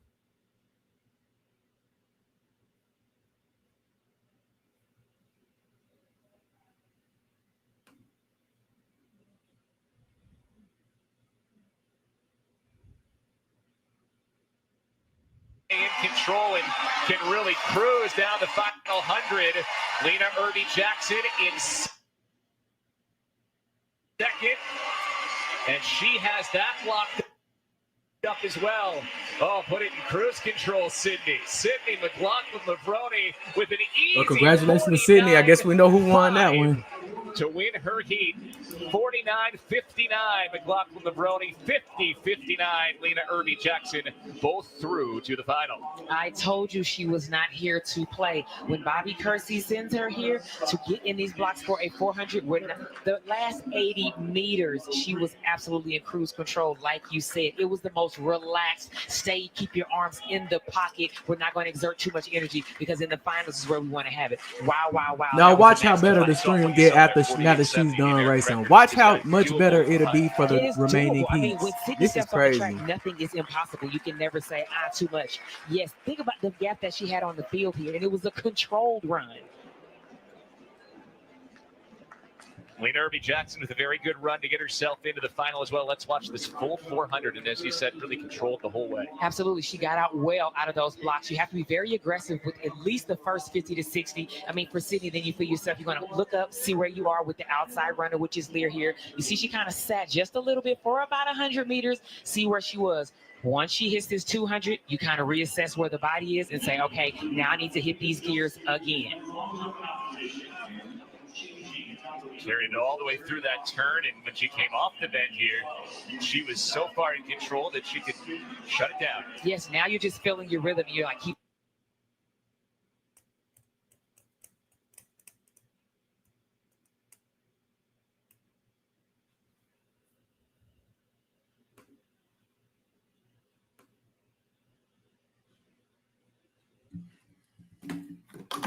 This rhythm, keep this rhythm. Don't break, don't break. It is all about rhythm for the rest of this race.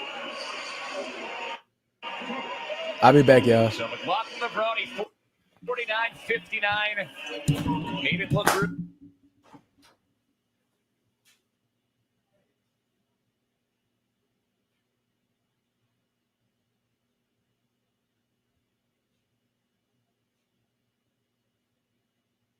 She's through the final with Whitaker, Wilson, Holmes, Irby Jackson, Joseph Hayes, Butler, and Effion. Those are your 9 finalists in the 400.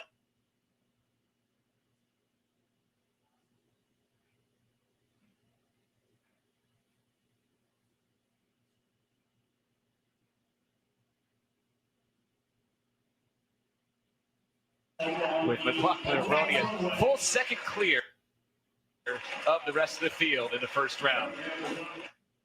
All right, Darrell, back to the high jump moments ago. 6 feet 3 1/4 inches. This is Shania Barnes.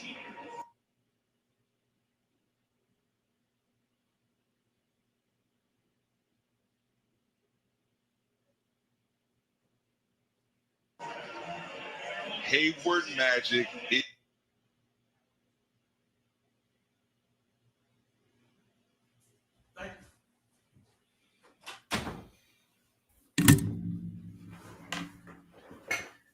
All right, so I just tried to reset my box. Let's see what's Is going on. alive. Sanaya Barnes.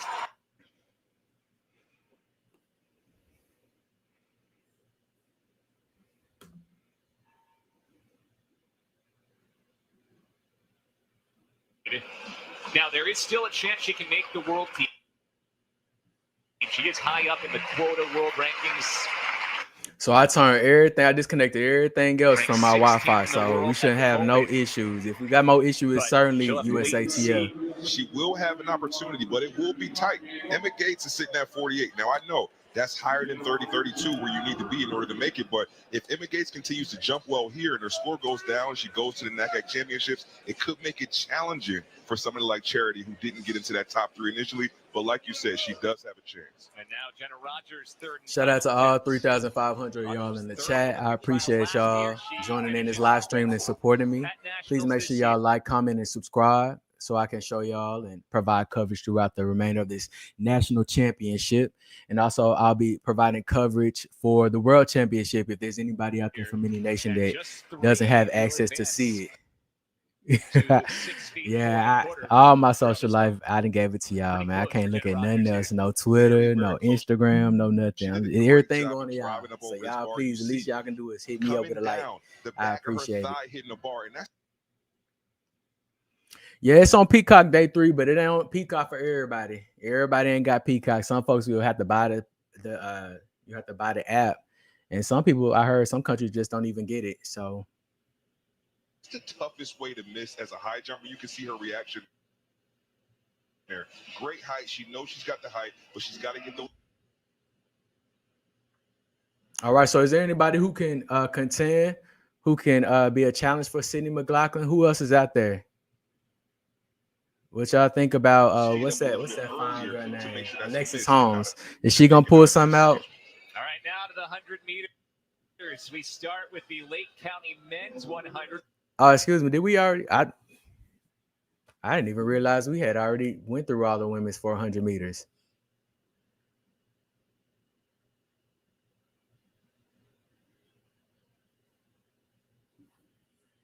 Both the semifinals and the finals tonight for the men.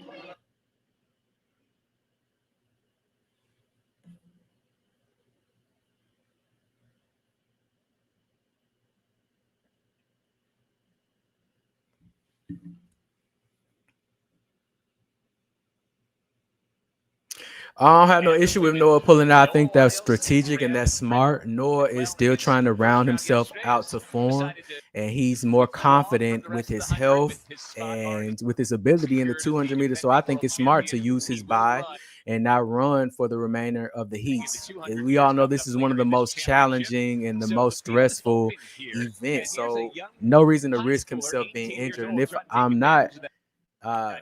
I'm correct, I believe he had an injury early this season, so it's best to be strategic with his health right now anyways. Also, Noah Lyles doesn't want to give anyone the honor of thinking they beat him, the honor of thinking that they are faster than him, not at this point so close to the championship, because we know he got that ego, and all these athletes got egos. All of them want to know that they are the best, and I think that's why we got to look out for Kenny Bednair, because when he came in this season, he didn't say, I want to win national, I'm trying to make the team. Kenny has said consistently, I want to win. I'm in this thing to win it all, and that's the type of mentality that you have to win at these championships. A couple of weeks ago. He's also running 19. And so this is the gentleman who actually beat Noah Lyles yesterday, but he ran out so fast. Some people are worried and concerned if he kind of burned all his gas in the heats. But let's see how he performs today. Actually, if he didn't beat Noah, actually I think he beat Trayvon Bromell. So let's see how they match up for this semis, how they meet back up again today. To grab hold of this team with some of the absences here. He looked really good yesterday as well. I mean, you saw him shut down just a little bit towards the end yesterday, understanding, look, the mission is accomplished. Tomorrow is when it's going to really matter. His first round. He has all the faith, all the experience. Somebody said, watch out for Whitaker.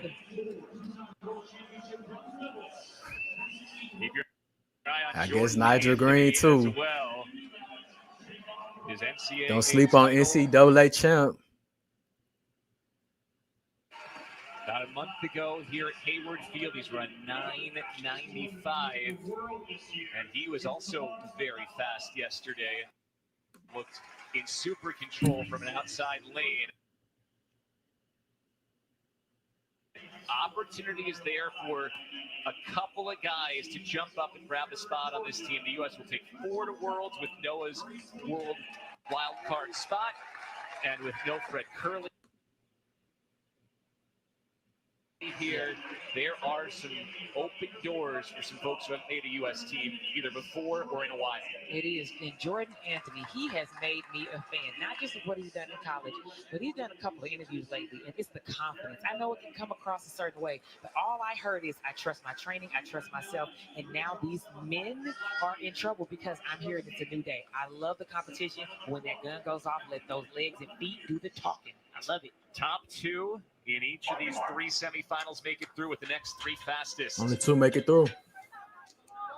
Anthony, 9:95 win legal PR, but in the NCAA East Regionals with a 2.1 win, just off the legal mark, he ran 9:75, so there is some serious speed there. Nigel Green in 1, DePriest Hogans in 2, Javante Harding in 3, Brunels in 4, McCallum in 5, Leeton in 6, Anthony in 7, Duran Dudley in 8, and Lily Garcia in 9.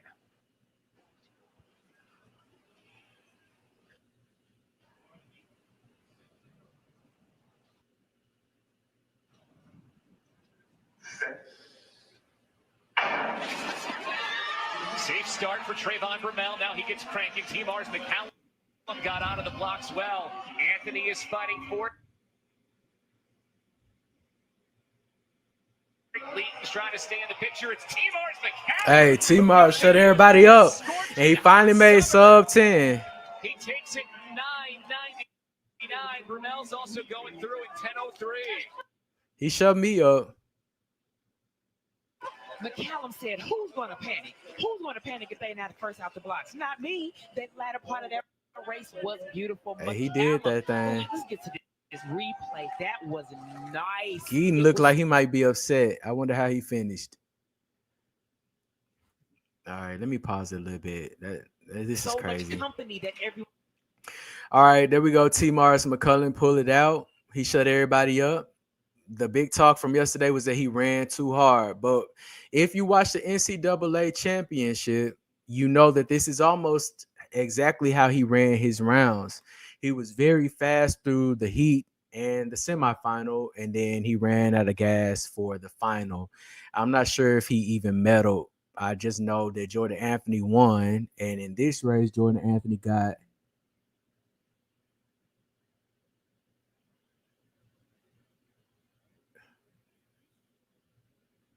he's messing up even on the replay, man. He got 4th place. So he may make it through on time, but considering this field, I mean, considering all the contenders for the remaining semifinals, you can't be too certain. You cannot leave things up for happenstance. You got to leave everything on the line every time you line it up. Geaton looks like he got 3rd, so it did look like he was a little upset when he walked off, but he might have a chance to make it through to the final at least. And shout out to Trayvon Brumell coming back and proving himself to still be a front runner in this competition. Don't sleep on him. Trayvon Brumell still in the conversation. But all praise, shout out to T-Mars from Tennessee. He ain't nothing to play with.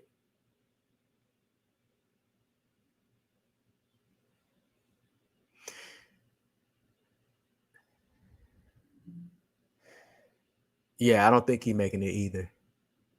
Nah, I don't think either of them making it. But Maurice Geaton, he's just in high school, so he has a long career ahead of him as well. And Jordan Anthony, he was interested in going pro. I wonder how much this affects his contract now. it's so sad that track and field is so fickle like that. You always have to win. You have to be strategic and be prepared to win every time you hit the major championships because, and I don't want to say this, I don't want to be pessimistic, but sometimes these organizations, these businesses only look at you like you're only as good as your last race. And so while he got the NCAAs, I guess he can say he still finished fourth in the semifinals, which still shows promise and hope. I think there was talks about him leaving college and going straight pro. What do y'all think? Do y'all think that's a good idea for him to focus himself completely in professional running, or do y'all think he needs to give college one more year?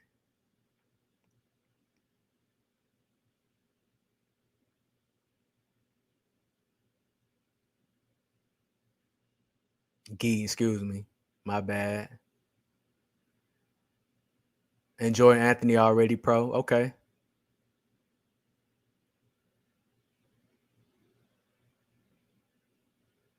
But some people think he should reconsider.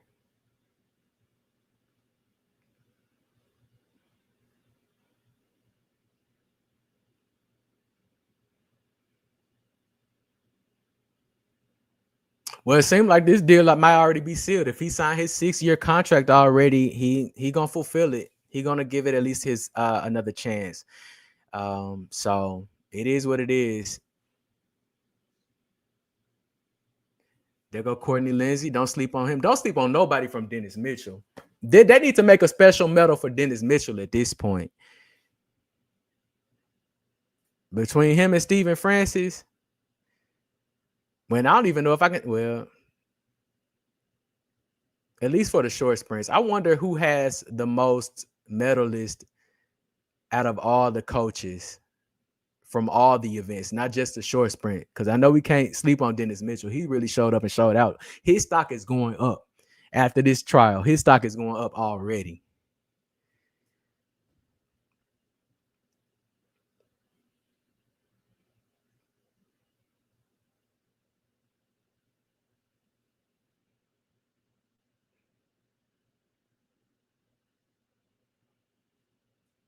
Brandon Hickman, he been a talk lately as well. They say don't sleep on him.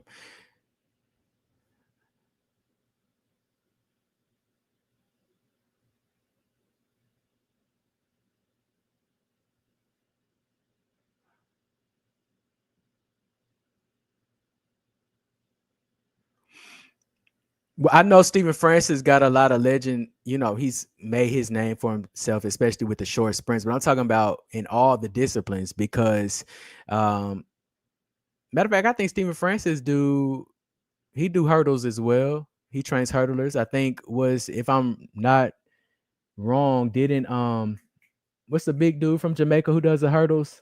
Who was our Olympic champion in Tokyo? Hansel. Isn't Hansel trained by Francis? Or is that Glenn Mills?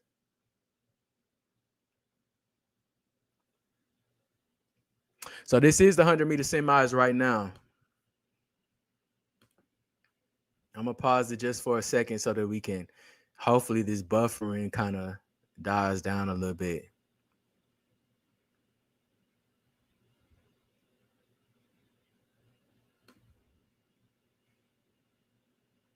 Wachowski, Lawrence Johnson, Brendan Stewart, Courtney Lindsay, Brandon Hicklin, Kyrie King, Max Thomas, and Cooper Bibbs.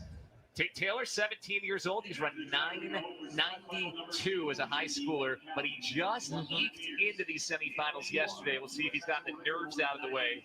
He's in lane 1. Sam Laskowski is a 4-time NCAA Division III champ at Wisconsin Lacrosse, running there in lane 2. And you know, whenever Kyrie King runs here, he runs well. He's a silver medalist at World Relays this year, 3rd at the Stockholm Diamond Leagues. He tries to make a U.S. team once again, and King will run. Yeah, Star Athletics look dangerous, don't they? And, you know, I talked to Taylor's coach, Coach K. I said, okay, so talk to me. What happened? What's up? And he said, to be honest, he had one of the best starts of his life. You're welcome, Kinda always, got Speed. stood up early. And so he said he had Y'all about make sure 85 y'all like, meters trying comment, to and go full subscribe. tilt, no dry face. So he said he talked to him. He said today's a new day. Like you said, he got that last spot. So let's see how this young man Yeah, my money on coachable. Lindsay. Can he listen under extreme pressure? New Balance Outdoor National Champ in the 100. He beat Maurice Gleaton head-to-head. We just saw Gleaton go 10:05. That may be good enough to get him into the final. So again, Taylor's gone 9-9-2. That was a couple months ago at the Texas State Championships.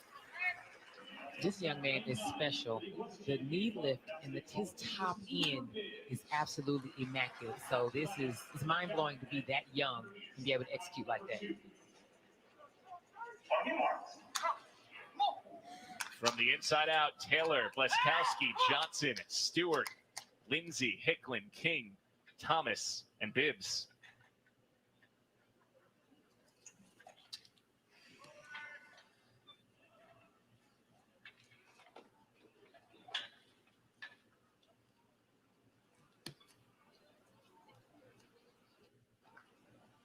Top two guaranteed through to tonight's final.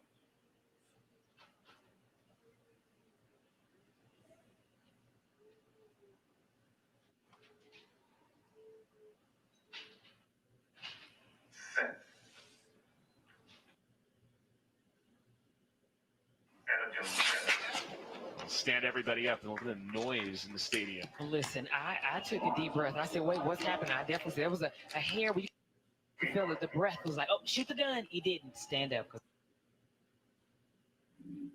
I said, somebody's about to fall started. They are locked. So Elaine is coached by Walcott now. I thought they were saying Elaine went back to whoever coached her before her her Olympic win.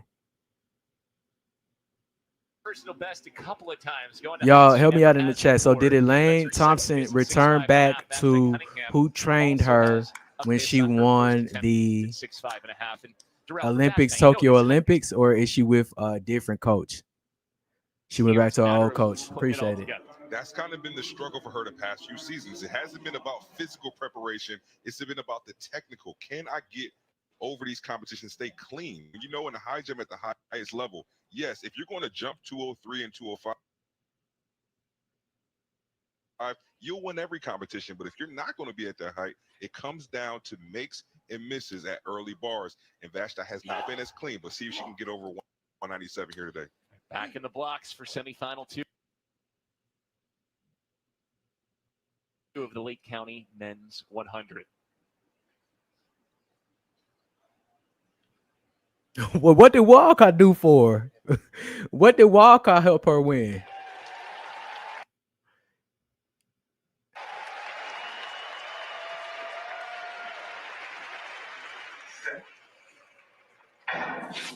This time they're away clean. Lindsay in 5, Hicklin in 6, battling hard. Oh, it's Courtney Lindsay way ahead, getting pushed from the inside a bit. Lindsay takes it. Courtney Lindsay dominated that semifinal. That serves some notice toward the final.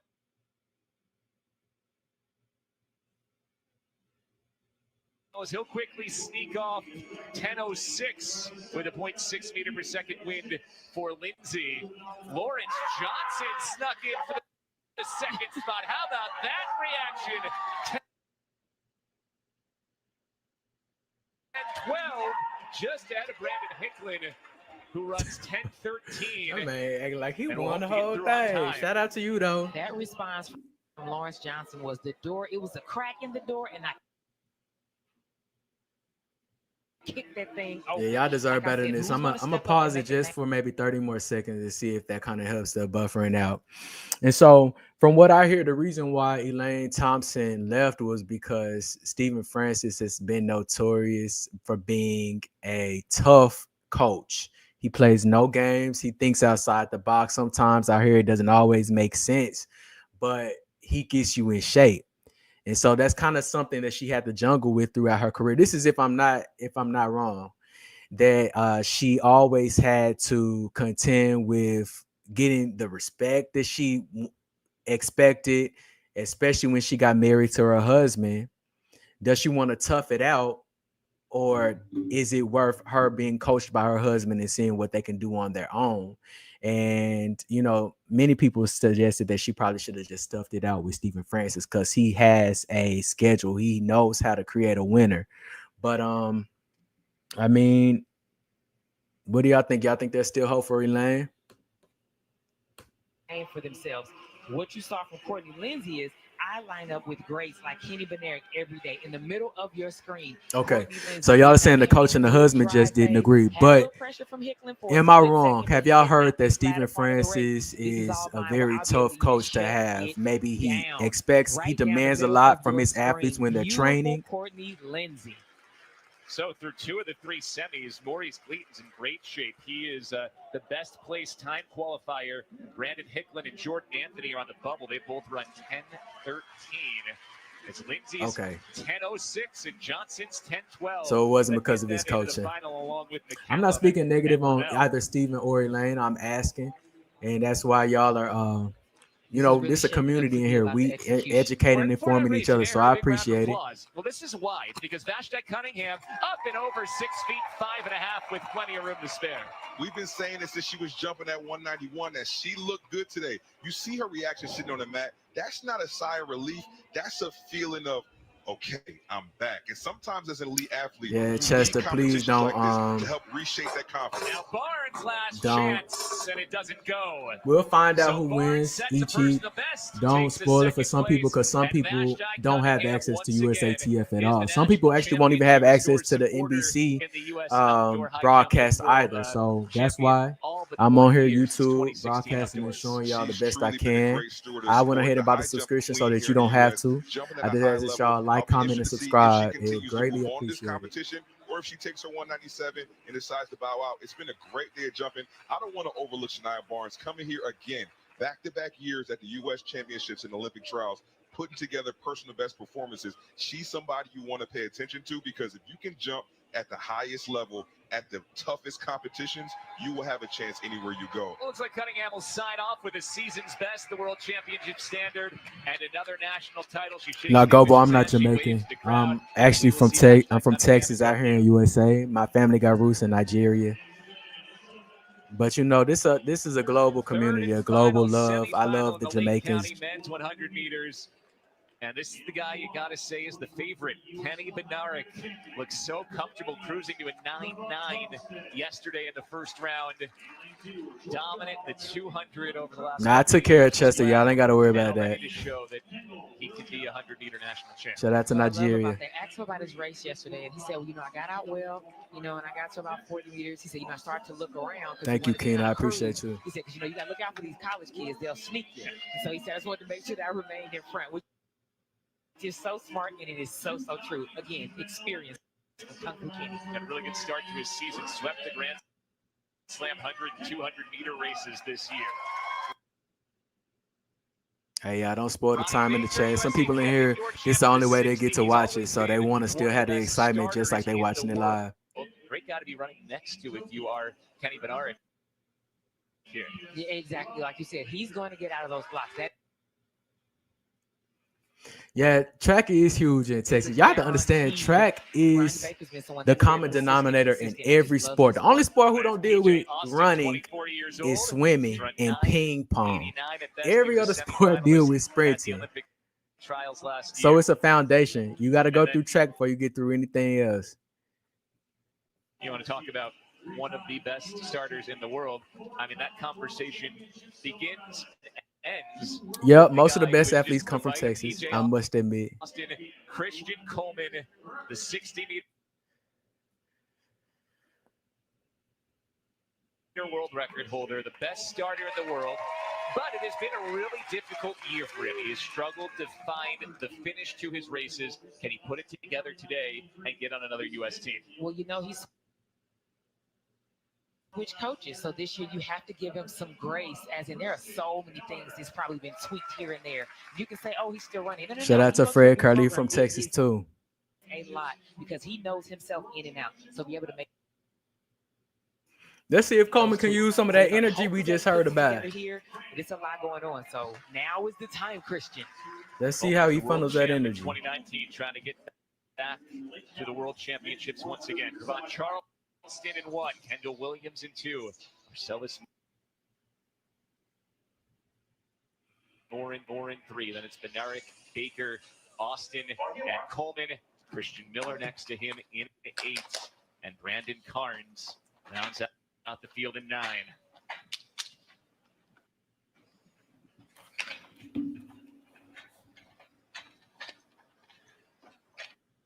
Kenny Bednarik, 2-time Olympic silver medalist in the 200, 7th in the 100 at the Olympics last year. Bubble time is 10:13. Keep that in mind for time qualifiers.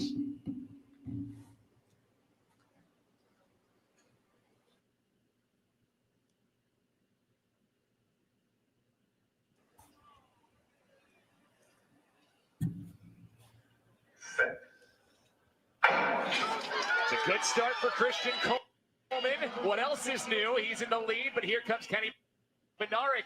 Baker running well next to Bednarik's shoulder. Bednarik and Coleman take it ahead. There go Coleman. Who tried to count Coleman out? Who said count Coleman out? By far the fastest Coleman got something to prove too. 9:91 unofficially for Kenny Bednarik, and looks like he has more speed to give in the final tonight. That is for sure. Great. That's right, Coleman. He did not have the best. But they train together. They're both. That's Dennis Mitchell, Star Athletics. He getting them back to back, racking them in. I can only imagine that contract. What I'm known for, and then he held on to a 994 from the outside. I said before, it's now or never, Christian, and he said no, it's now. It's a 2.1 meter per second win, so non-legal. Otherwise, it would have been the best of the season for Coleman. Yeah, finals will be tonight, y'all. We got the women's semifinal coming up next. This right here in your screen is just a great race of composure. Christian had a good start. Kenny Bednarik keeps coming. Ronnie Baker is doing a good job holding on to the 2, but it's the top 2 that is going to make it, and that will be Kenny Bednarik and Christian Coleman. That trio, your 3 fastest of the entire semifinals: Bednarik, Coleman, and Baker, who will get through on time. How about this? High schooler Maurice Gleaton does get through on time, as will Marcellus Moore. Hey, Coleman channeled that energy. With a 10:07. All he did was channel his energy. That's what you're supposed to do. Came here to win, and has not shown anything that would make you think that's not likely here. No questioning here. Okay, so let's see who We've made seen it through. him turn it up time and time again for these finals, and so I'm sure he will. And shout out to Garland. That's who I want to win right here, y'all. Heptathlon Javelin, Kyle Garland. Matter of fact, let me wait to see what place he in. I'm a restart it because I know we're gearing up for the women's Put on a semis. clinic in this decathlon. He has an enormous lead. He's been hitting personal bests or season's best basically across the board, and he gets the javelin competition going. 9th event Damn, that went far. He ain't playing with him. to 10, and a lot of height to it. Lands right around the 55-meter mark. Garland's best javelin throw this season, 58.77. He can do a little bit better. But shout out to Garland. Let's go back a little bit just to see who made it through the 100s. Let's see if our boy Geaton made it. Kenny Bednarik, and looks like he has more. And then we're going to refresh the screen for the ladies. That is for sure. Great race ran by Kenny Bednarik. He did not have the best. Right, as you said, it was from Christian Coleman. What's new? Well, Christian. All right, so anybody interested in betting, putting y'all money where y'all mouth is, you can sign up for the Spike app. They now allow people, at least in the USA, to bet on track and field, which we should already be on FanDuel and Parlay, but now we got some designed for us. If y'all putting y'all money on anybody, it definitely should be Kenny Bednarik at this point, because he ain't coming to play at all. Coleman, who goes 994, Bednarik the win in 990. This right here in your screen is just a great race of composure. Christian had a good start. Kenny Bednarik keeps coming. Ronnie Baker is doing a good job holding on to the 2, but it's the top 2 that is going to make it, and that will be Kenny Bednarik and Christian Coleman. That trio, your three fastest of the entire semifinals, Bednarik, Coleman, and Baker, who will get through on time. How about this? High schooler Maurice Gleaton does get through on time. Maurice Gleaton made it through. All right, so we got Kenny, Christian Coleman, Ronnie Baker, Marcellus Moore, PJ Austin. Now that's from this heat. That ain't it. As will Marcellus Moore. He'll advance on time with a 10:07. Kenny Bednarik came here to win and has not shown anything that would make you think that's not likely here. No questioning here. I mean, because we've seen him turn it up time. I guess they didn't show all the I'm sure he would. the finalists, but we know the front runners. We know we got Kenny Bednarik, Christian Coleman. We know we got T. Morris McCullen, Trayvon Bromell. Geaton made it through. I think Ronnie Baker made it through. Maybe Brandon Hicklin made it through. Did Kyrie King make it? How Kyrie do?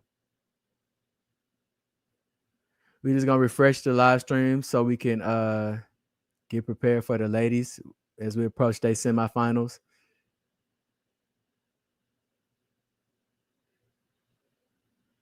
Semifinals, and this semi features.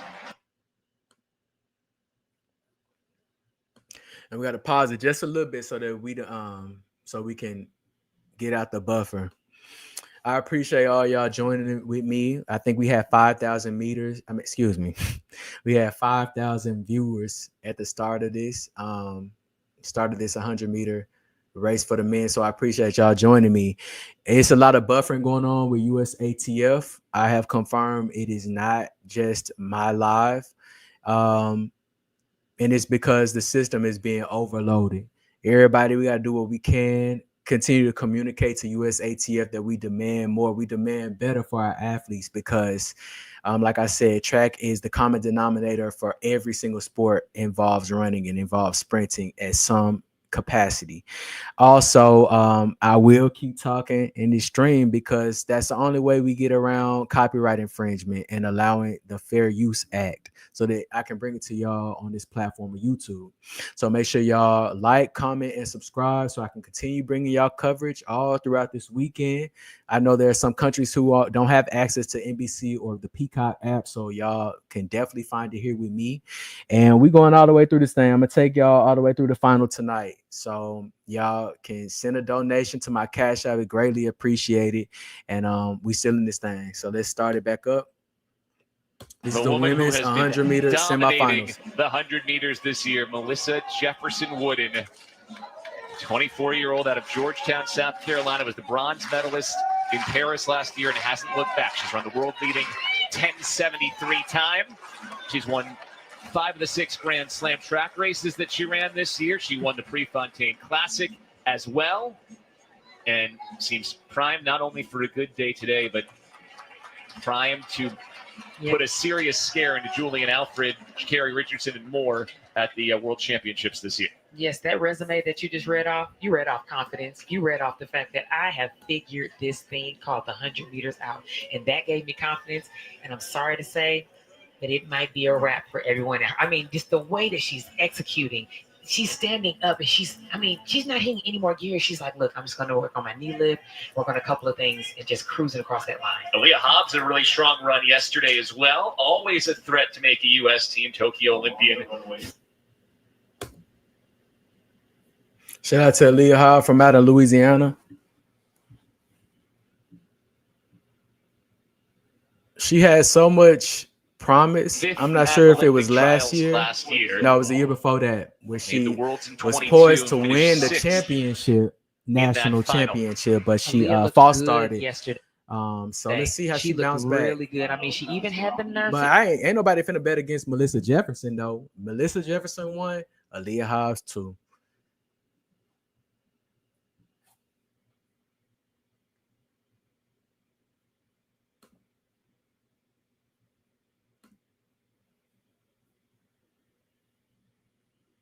Ease up a little bit at the end. I said, okay, that's some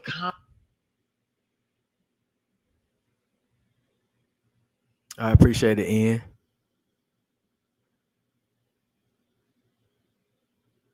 And she from NOLA. Shout out to NOLA.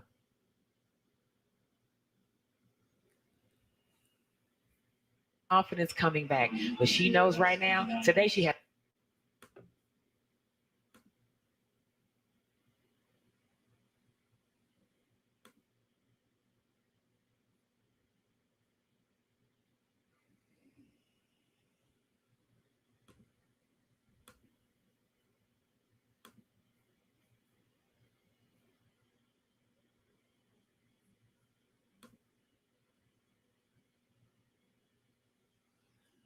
two finals. There will be no easing up. Might even be a slight lean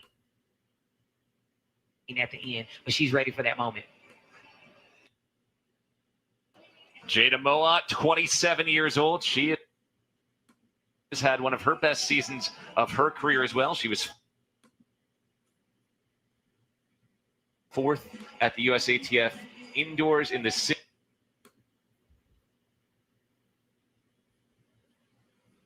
60, former collegiate runner for the University of Arkansas. You know, we're talking about Melissa Jefferson. I appreciate you, Michael Haran. That's my first $20 cash app from this. So you helped me cover the whole USATF. I definitely appreciate it, brother. Help me cover the whole subscription. And so what's going on with the channel? I believe it's USATF system because it's been lagging all day. And it only really lags when the popular events come up. When Sydney McLaughlin came, it lags for her 400-meter race. And as soon as Sydney McLaughlin got off, it got better. And so I think for when the races are in high demand, it's overloading the system and they don't have enough bandwidth to kind of hold all the viewers. So I'm doing the best I can, y'all. It's irritating me too. Get that second, get that third. Hey, shout out to Lisa Arrington. I appreciate it. That's gonna take care of the NBC coverage. Kayla White, TT Terry, Sha'Carri Richardson.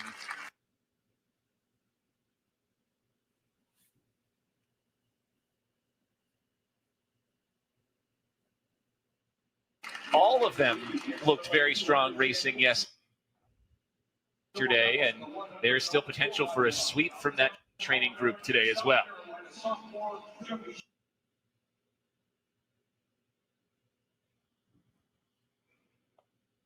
This is crazy. Pause it one more time.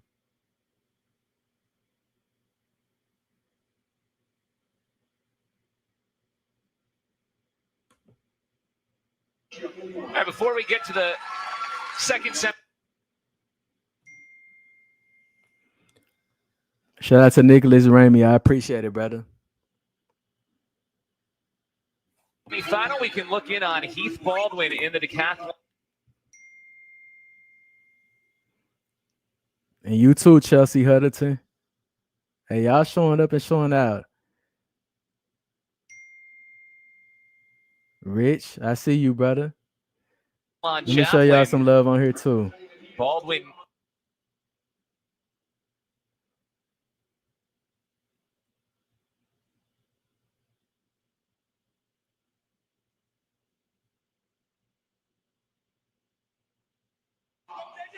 Second in the overall standings in the decathlon. Generally pretty strong at throwing the javelin and gets this one a long ways out there. A very solid attempt for him. You're welcome, Sierra. Thank you. Such a good performance that he doesn't need to overdo it. A solid performance from Heath Baldwin over 61 meters. All right, this was Joseph Whitfield, I appreciate you, brother. It has been a masterpiece from Kyle Garland. And Passy Beard. This is his fifth. You're welcome. Personal best in 9 of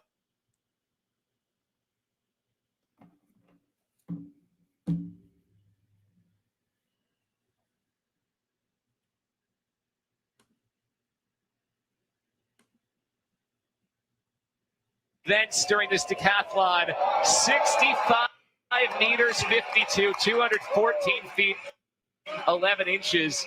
Today set personal best in both the discus and the javelin. I don't want to undersell this. He had never been over 60 meters coming in today. Damn, he went from 60 meters to 69 meters. Either 69 or 65. 6 meter improvement for Kyle Garland. I'm doing some math here right now. You caught me on a little bit of a break because he might be on pace for 9,000 points. Yeah, He is absolutely crushing. Shout the out to Decathlon Kyle right Garland. He gonna he's pull at this thing out. 8,277 before And shout out to the you, the Husky 1,500. K9. Appreciate it.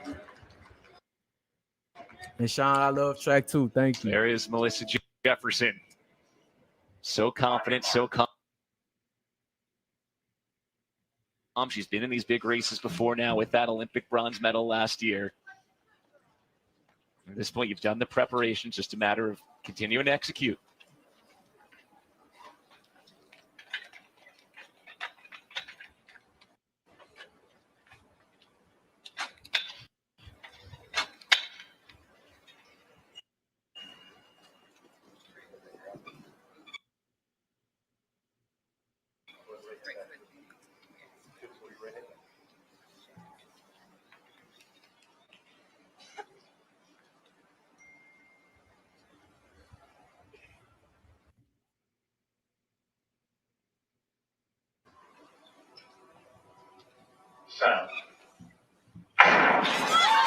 Clean start from Melissa Jefferson Wooden. Aaliyah Hobbs next to her in second. Oh, look at Jefferson Wooden take total control of this race. She's going away from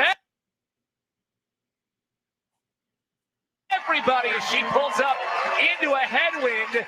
1084 unofficially, and now it's official. 1084 in the headwind. Aaliyah Hobbs second in 11:10. Hey, just like we said, chat. Melissa Oh, 1, goodness. Aaliyah 2.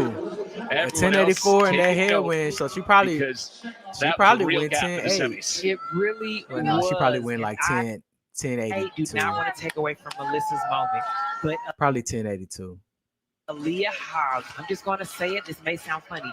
She held on a lot longer than I kind of expected her to. But She imagine did if some Aaliyah things joined right. Dennis Mitchell. In the middle of Who your trained screen in lane Aaliyah? 5, Melissa Jefferson gets out so well. She stands up and she's moving. Look at Aaliyah Hobbs in the red on the right. She held on a little long and puts a gap on the rest of the field. There were kind of 3 different races. Melissa Jefferson Wooden right here in the middle of your screen. Relax. Look at that face. She's looking down the track, but she's like, the job is done. Shout out to I'm gonna Gold cross Medal her. Athletics, You see on Sean. the I right, appreciate it. Aaliyah None securing of your that second business. I place. appreciate you too, brother. So Jefferson Wooden And looking the part of the heavy I appreciate you, Brian Akani. Thank you for y'all favorite showing the head to the love. final. Aaliyah Hobbs also through. Jada Mowatt's time not good enough to be one of the top 3 non-AQ. So everyone Y'all else from definitely this showing out. heat eliminated, but Hobbs and Jefferson Wooden will be on to the final.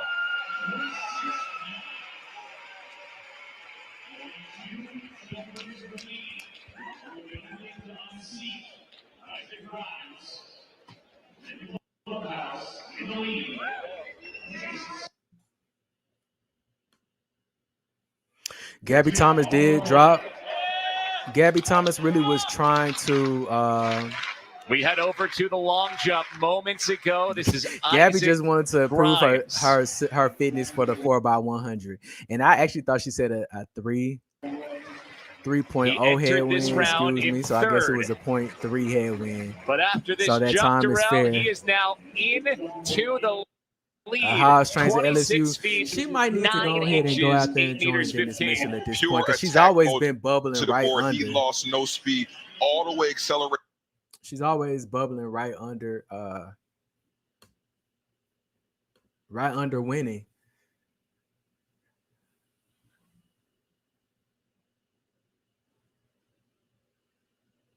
Also, Dennis Mitchell only accept athletes that he want. It's an invite only for Dennis Mitchell. Is that correct? And it seemed like we might have missed a semifinal, y'all. We're gonna go back and watch that one as well. We're gonna go ahead to the third one. That's scheduled to be next, and then we'll go back and watch the first one because we're gonna have a little minute before we move on to the finals that'll be happening later on tonight. And shout out to Melanie Cherry, I appreciate you, and Nicole Alarman.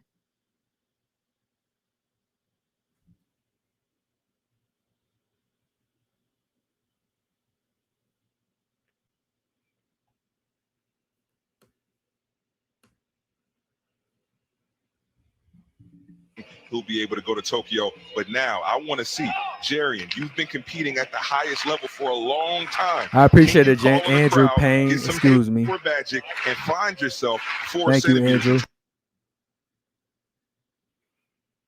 Take this lead. Last U.S. championship for Lawson was in 22. And we got Nathan Carmichael in here too. Needs a slight improvement in his final attempt here to win another one.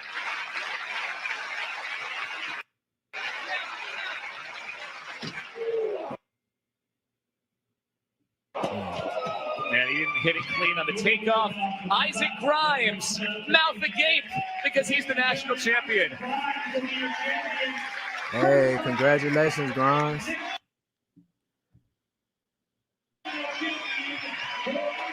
I love this, and that's what Shout it's out to all about. Sometimes Ronald we get lost. Hodges. I I'm saying appreciate this it, brother. openly. Sometimes we can get lost talking about Tokyo, talking about the World Championship, but this guy right here, Yeah, I appreciate you too, Ashley Greenlee. Thank you. U.S. national champion over a stacked veteran field. Congratulations to Isaac Grimes, 8:15 around 6 to take the win. Isaac Grimes, the national champ ahead of Williams and Lawson. That's your podium here in the men's long jump.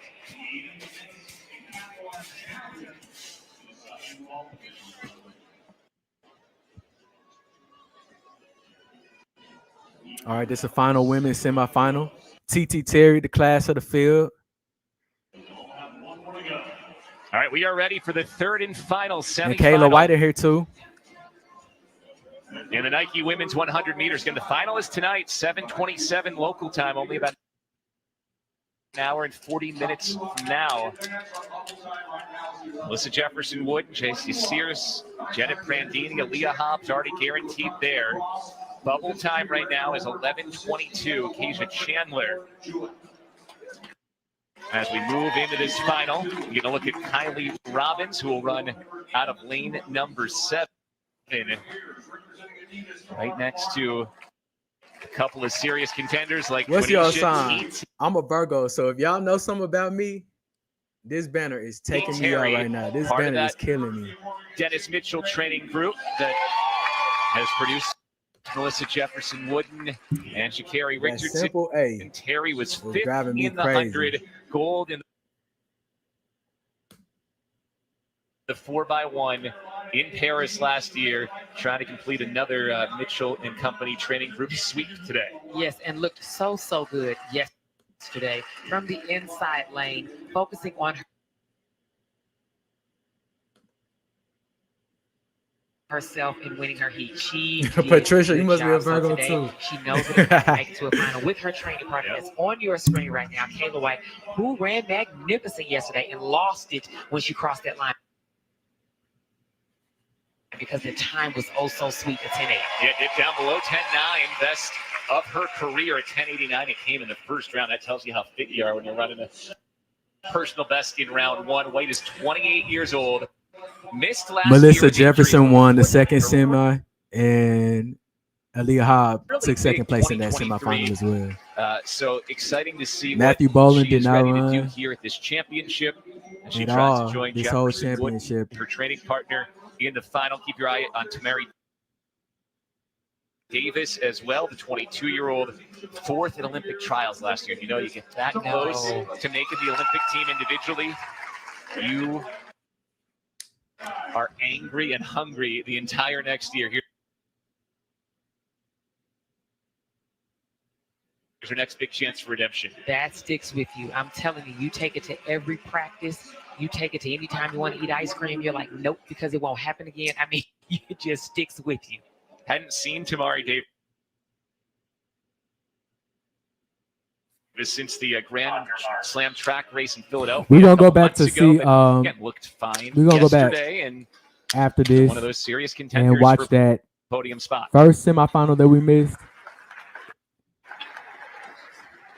From the inside out, And I don't know if we missed Jaisha Shears. In fact, I think Lauren she might have been in the Jarrett, second Tamara Clark, final. Jean Somebody Mays, correct me Kayla if I'm wrong. Was she in the White, second Quenisha final or Terry, was she in the first one? Kylie Robbins, Tamari Davis, and Kayla Jackson.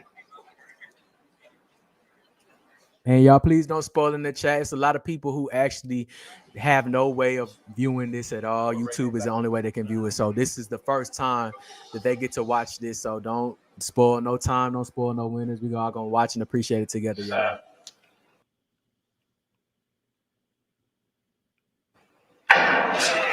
Oh, what a start in lane number 4 for Kayla White. Terry was very late getting out of the blocks. She's recovering now, though. Come on, Terry. Davis is in the picture as well. It is 3-1. Damn. Well, she made it in the top 2. Toward the line, and it looks like the teammates White and Terry are just ahead of Tamari Davis as TT Terry recovered from being way late out of the blocks. No, who recovered was Kayla White. She almost fell. A full-on tripped, kind of stood up, almost stopped. Congratulations, Kayla. Who trains Kayla? Is she Dennis Mitchell too?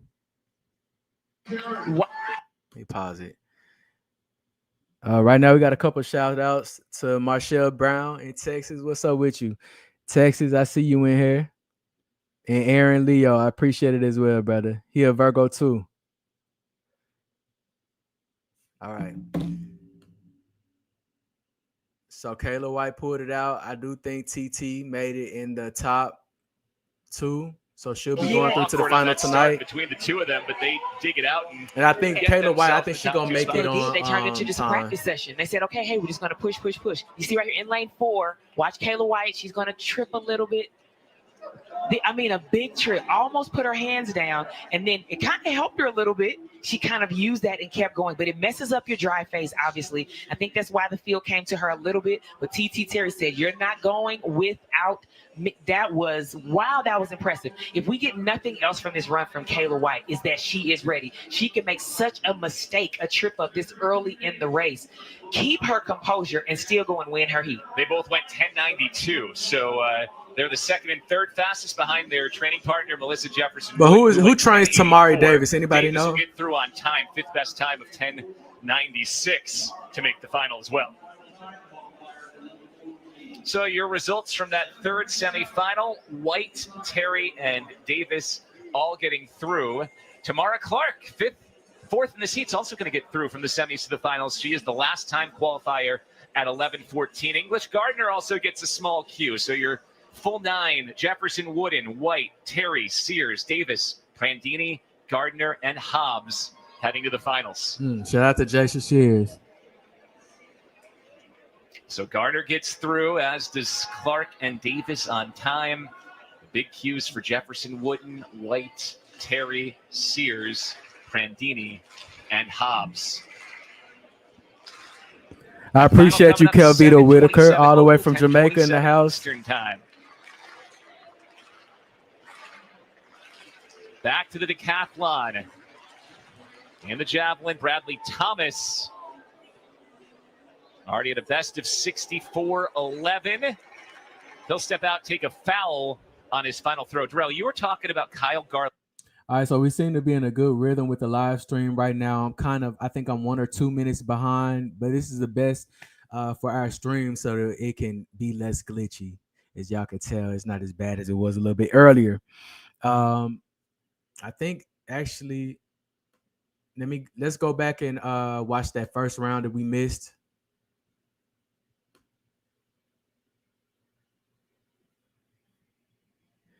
And we got a little bit of time before we head into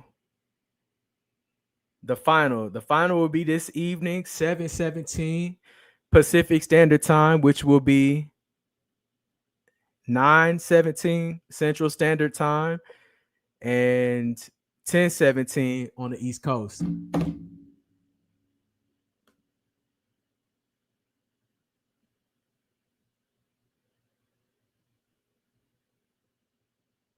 Oh, somebody false started.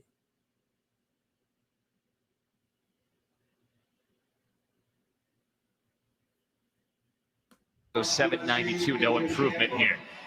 All right, back to the track, and it's semifinal time in the Nike Women's 100. Sha'Carri Richardson withdrawing, has the bye to the World Championship.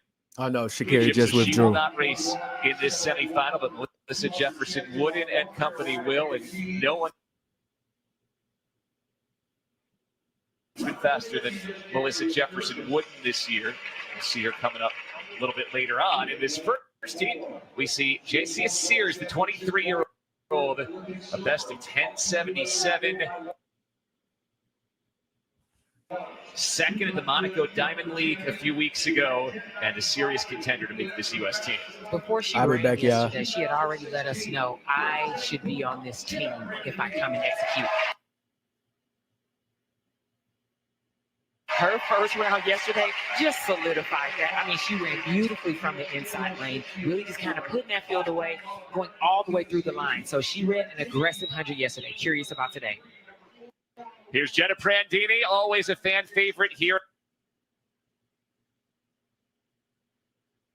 at her alma mater, the University of Oregon, where she was a 3-time NCAA champion, Rio Olympian, Tokyo Olympian on the relay team, now trying to get herself back on a U.S. team. And she looked really good yesterday. An event that's not always been her strong suit, known more for the 200 than the 100. Yes, and we know because she's so strong in the 2, she has a good ending, and that's what she showed yesterday. Had a decent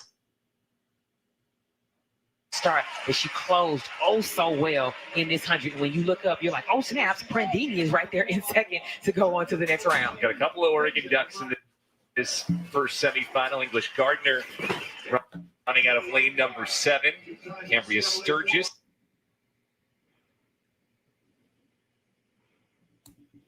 Who was a semifinalist at the Olympic trials last year and an NCAA champion back in 2021 at NCAA. She won the 100 and the 200 that year.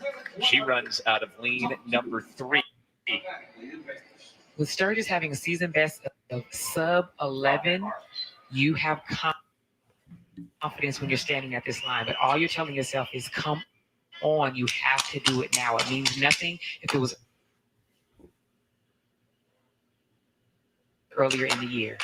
From the inside out, Chandler, Carter, Sturgis, Prandini, Sears, Gardner, DeFrond, and Johnson.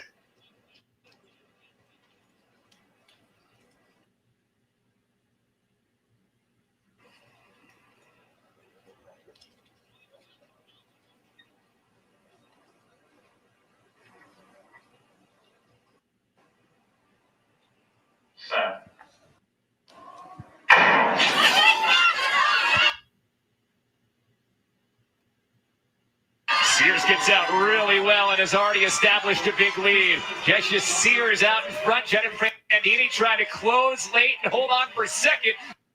It's Sears and Prandini. They go 1-2.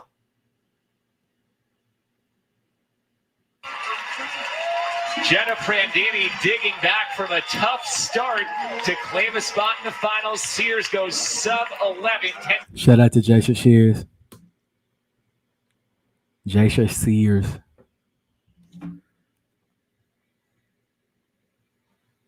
And I just decided I'm gonna go ahead and bring y'all coverage all throughout the remainder of the night because we will have a decathlon winner this evening, and I'm a big fan of Kevin Garland. At Hayward Field, we've had great Excuse weather. me, We've Kyle been blessed. Garland. We've got So great I want to see crowds, him win. And Kyle has done a great job. And we got Anna Hall. No, we're gonna Marcus get Weaver with another the strong women's throw to the decathlon, heptathlon. We'll have those Good winners tonight as series. well. couple And then out don't over that forget 60-meter this line. evening around. I'm selfishly always rooting for the Right, ball let me guys. tell y'all You know, exactly. as an aerodynamic We'll gentleman meet back himself, here at anytime I 9:17 Eastern Standard Time, 8:17 see somebody like T. Mars McCallum. I'm watching 100 meters, and I'm like, Central that's Standard my guy Time, right and there, holding it down for the 7:17 group. My friend, on if the we're going West for Coast aerodynamic, for I the don't think men's 100 beard, meter final, and quite- it'll surely be quite followed fits by the the women's vibe 100 meter there. final. All right, well, way to bring me back to earth, man.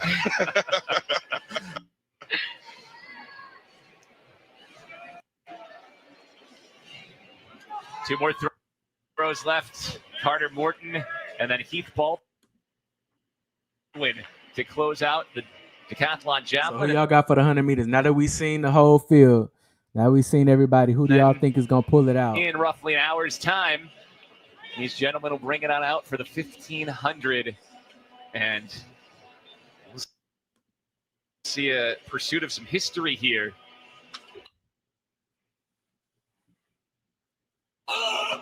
I'm looking to see Heath Baldwin in this last attempt. He's notoriously been one of the better javelin throws we've had in our decathlon. There's no And steeplechase it's a beautiful day tonight. to throw. We've been I think talking about the steeplechase win was all day, yesterday. sprint events and jumping events.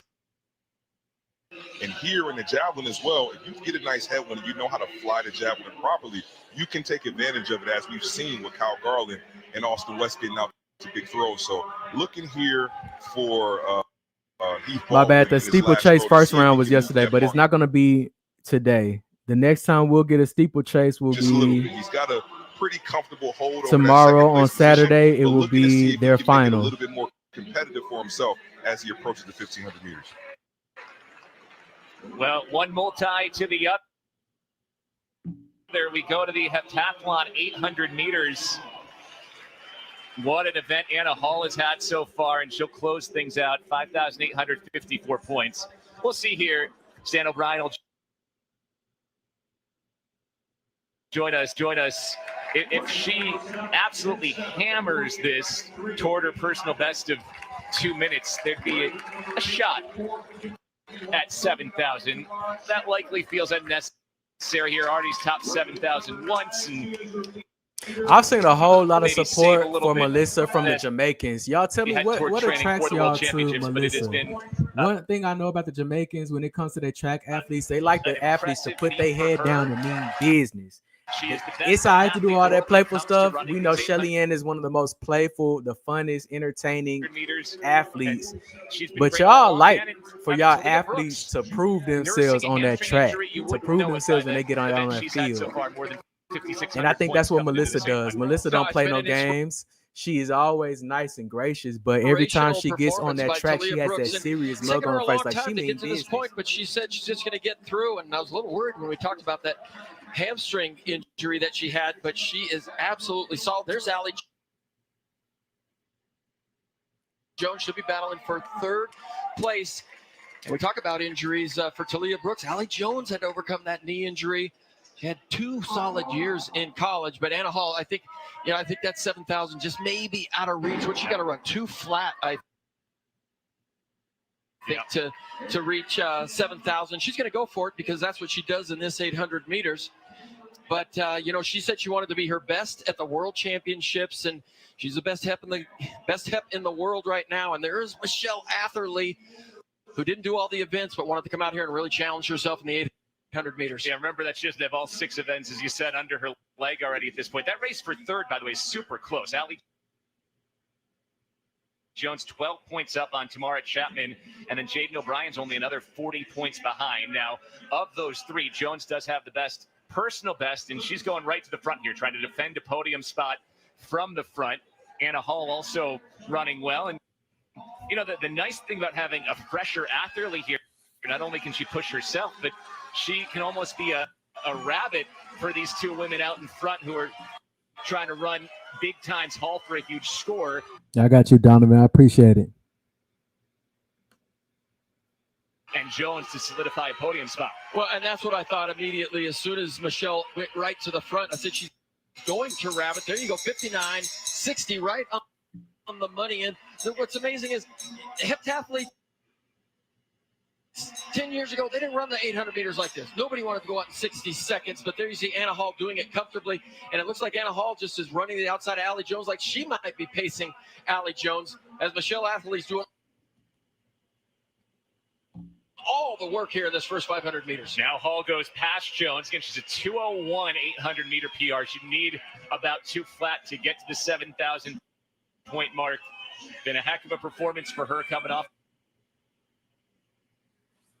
the 7,032 earlier this year. Atherley continues to lead. Hall's coming up on the back of her, and Jones leaving no doubt about that race for third place. Well, and certainly you see Anna Hall is running for the win here. Michelle looks really good.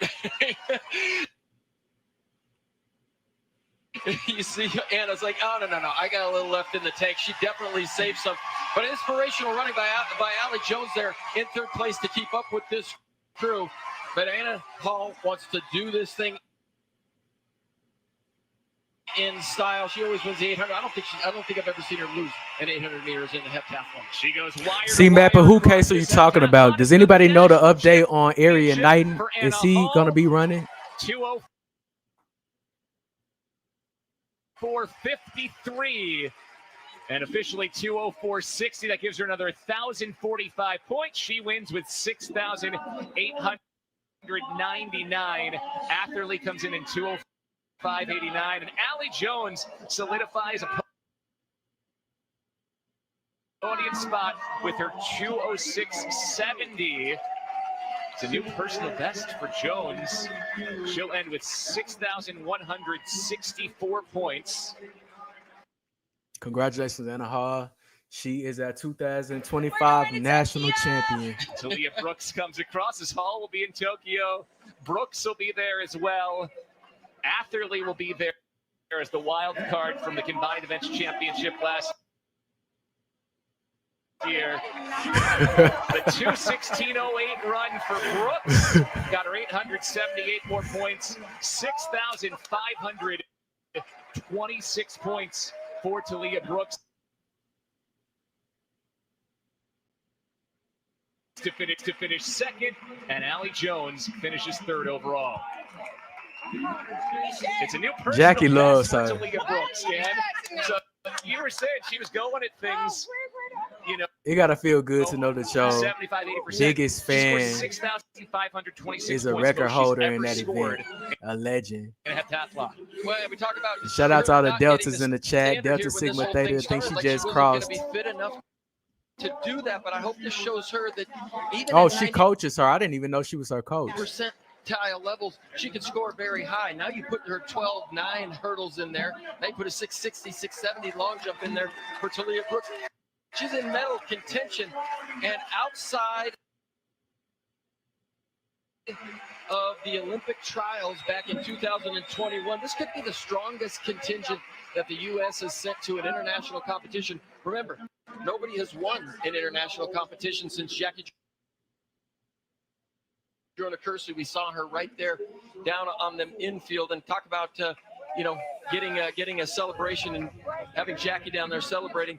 But this is a really strong contingent. But Jackie won those world championships, won the Olympic Games, and we haven't had a U.S. winner in a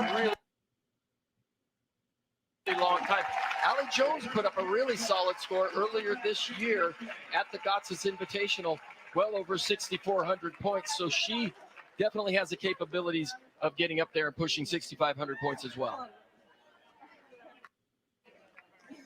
Yeah, shout out to Jackie Jonah Kersey. Really dig that one out and run from the front there.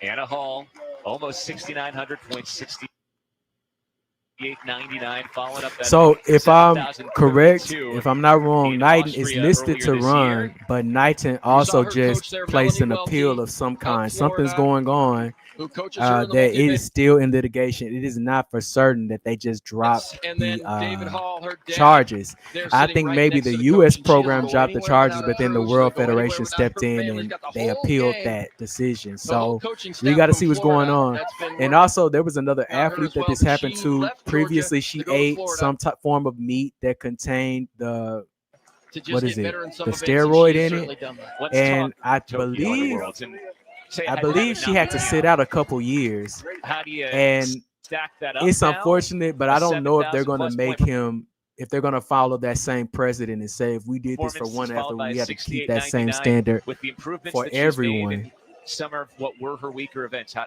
do What you do y'all stack think? up Is the it head-to-head and plausible? her Can somebody chances catch? of going from Let me silver to shut gold up. at this world We ain't gonna championship? pause. No mess in the chat. Shout out to Arian Knight, and I wish the best for brother. She's the one to beat And right I do now. wanna see him I run. truly believe that. 7,000 points wins the Olympics last year. 7,000 points wins the 2 world championships before that. So if she can go to the world championships in really great shape, Yeah, and she was a score distance 7,000 runner. points, They it's gonna made be her sit hot, out, I humid, think. sticky Yep. in Tokyo. But I certainly think that she's let it be known that she is going to be the one to beat the hunted one when she goes to the world championship. It's going to be fun. I'd love to see her bring home a gold medal from Tokyo. It's a special place for me. That's where I won my first world Yeah, title. and you're left wondering with Talia Brooks, if she's able to get her hamstring issue sorted and can go at it 100% in Tokyo, how much room's left for her to grow? Is she talking about 6,700 points, 6,800 points? All of a sudden, you're talking about podium contention there as well. Well, Talia Brooks this season has defied all the odds. She showed up at the World Indoor Championships after not competing. Yeah, she ate a burrito. She ate a burrito. He ate an indoors at all. oxtail. She gets a medal there. Then she shows up here with a little banged up hamstring. And just like I said, Bill, if she can run what she normally does, And with it her, had if it she's happen to healthy a boxer. in the long jump, and she does what she did here already, that's another 150 points, 200 points added to her score right here. So Anna Hall with the victory ahead of Talia Brooks. Allie Jones finishes in third. And with the way she ran that 800, she took what was a 12-point lead over Tamara Chapman. Shout out to the para race as by well. 99 points over Chapman, who finishes fourth. And Jaden O'Brien rounds out the top five with 5,991 points. All right, here are the full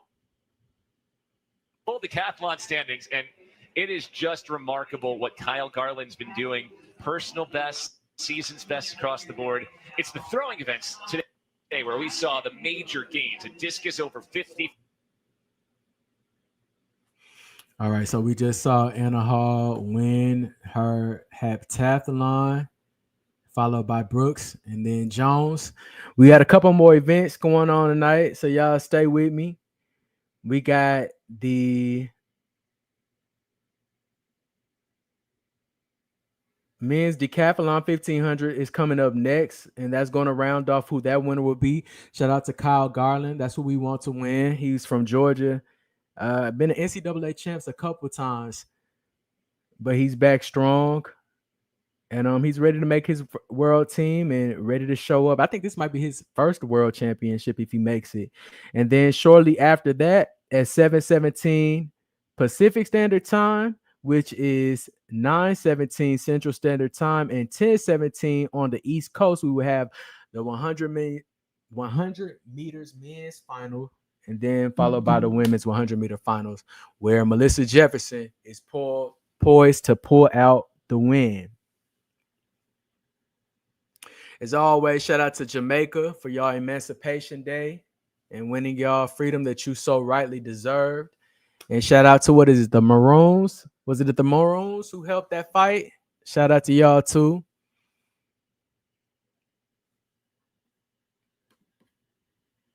Ago, I said, good God. And make sure y'all like, comment, and subscribe, because I'm bringing y'all coverage all weekend. I know there are some countries that don't get NBC or Peacock coverage, so y'all can come here. I got y'all. You know, would I be sad to get bumped down to third place all-time U.S.? Yes, but I'm excited about the fact that the U.S. has an 8,800-point decathlete. You got to score 8,800. You got to score 8,900. You want to bring home medals. And excuse me. It's Emancipation Day for all the West Indian Islands. Is that true? Has such a history and in the decathlon, from the Olympic Games or the World Championships. I mean, we've run it. We run it back and over and over and over again. And so to see Kyle Garland get to the next level and be able to compete with the likes of Scotland and Ruth, the Norwegians and the Canadians, Damian Warner and Pierce LePage. I'm saying it's about okay. So I get what happened. It was Emancipation Day from the British Empire. I guess Britain decided that they wanted to abolish slavery throughout all of their territories. But I think Jamaica may have gotten their freedom before that day. So long jump like that, high jump like I appreciate the history lesson, y'all. In the shot put, discus, and the javelin, it's unheard of. Takes me back to Milt Campbell, 1956, or Russ Hodge in the late 70s. A guy run 10-1 and throw 60 feet in the shot put. No, that is amazing. I'm glad you put it that way. Listen, all of us are on the edge of our seat. If you're at home, don't move too far away. We've got a short break here before we get to the men's decathlon 1,500 meters, and we've got the 100 meters finals coming up here tonight. 7:04 East local time. That's 10:04 Eastern time. So don't go too far away, because we've got a couple events still to finish here tonight for some more Hayward Magic. Well, Darrell, it's interesting. I get people texting me. It's like, who's that talking about? The throws guys talking about the women's high jump. But you're in. You know, we're track people and we spend time around these athletes, and so probably nobody knows better than you. You've been in the Olympic or World Championship village. You've been in the villages with these athletes, and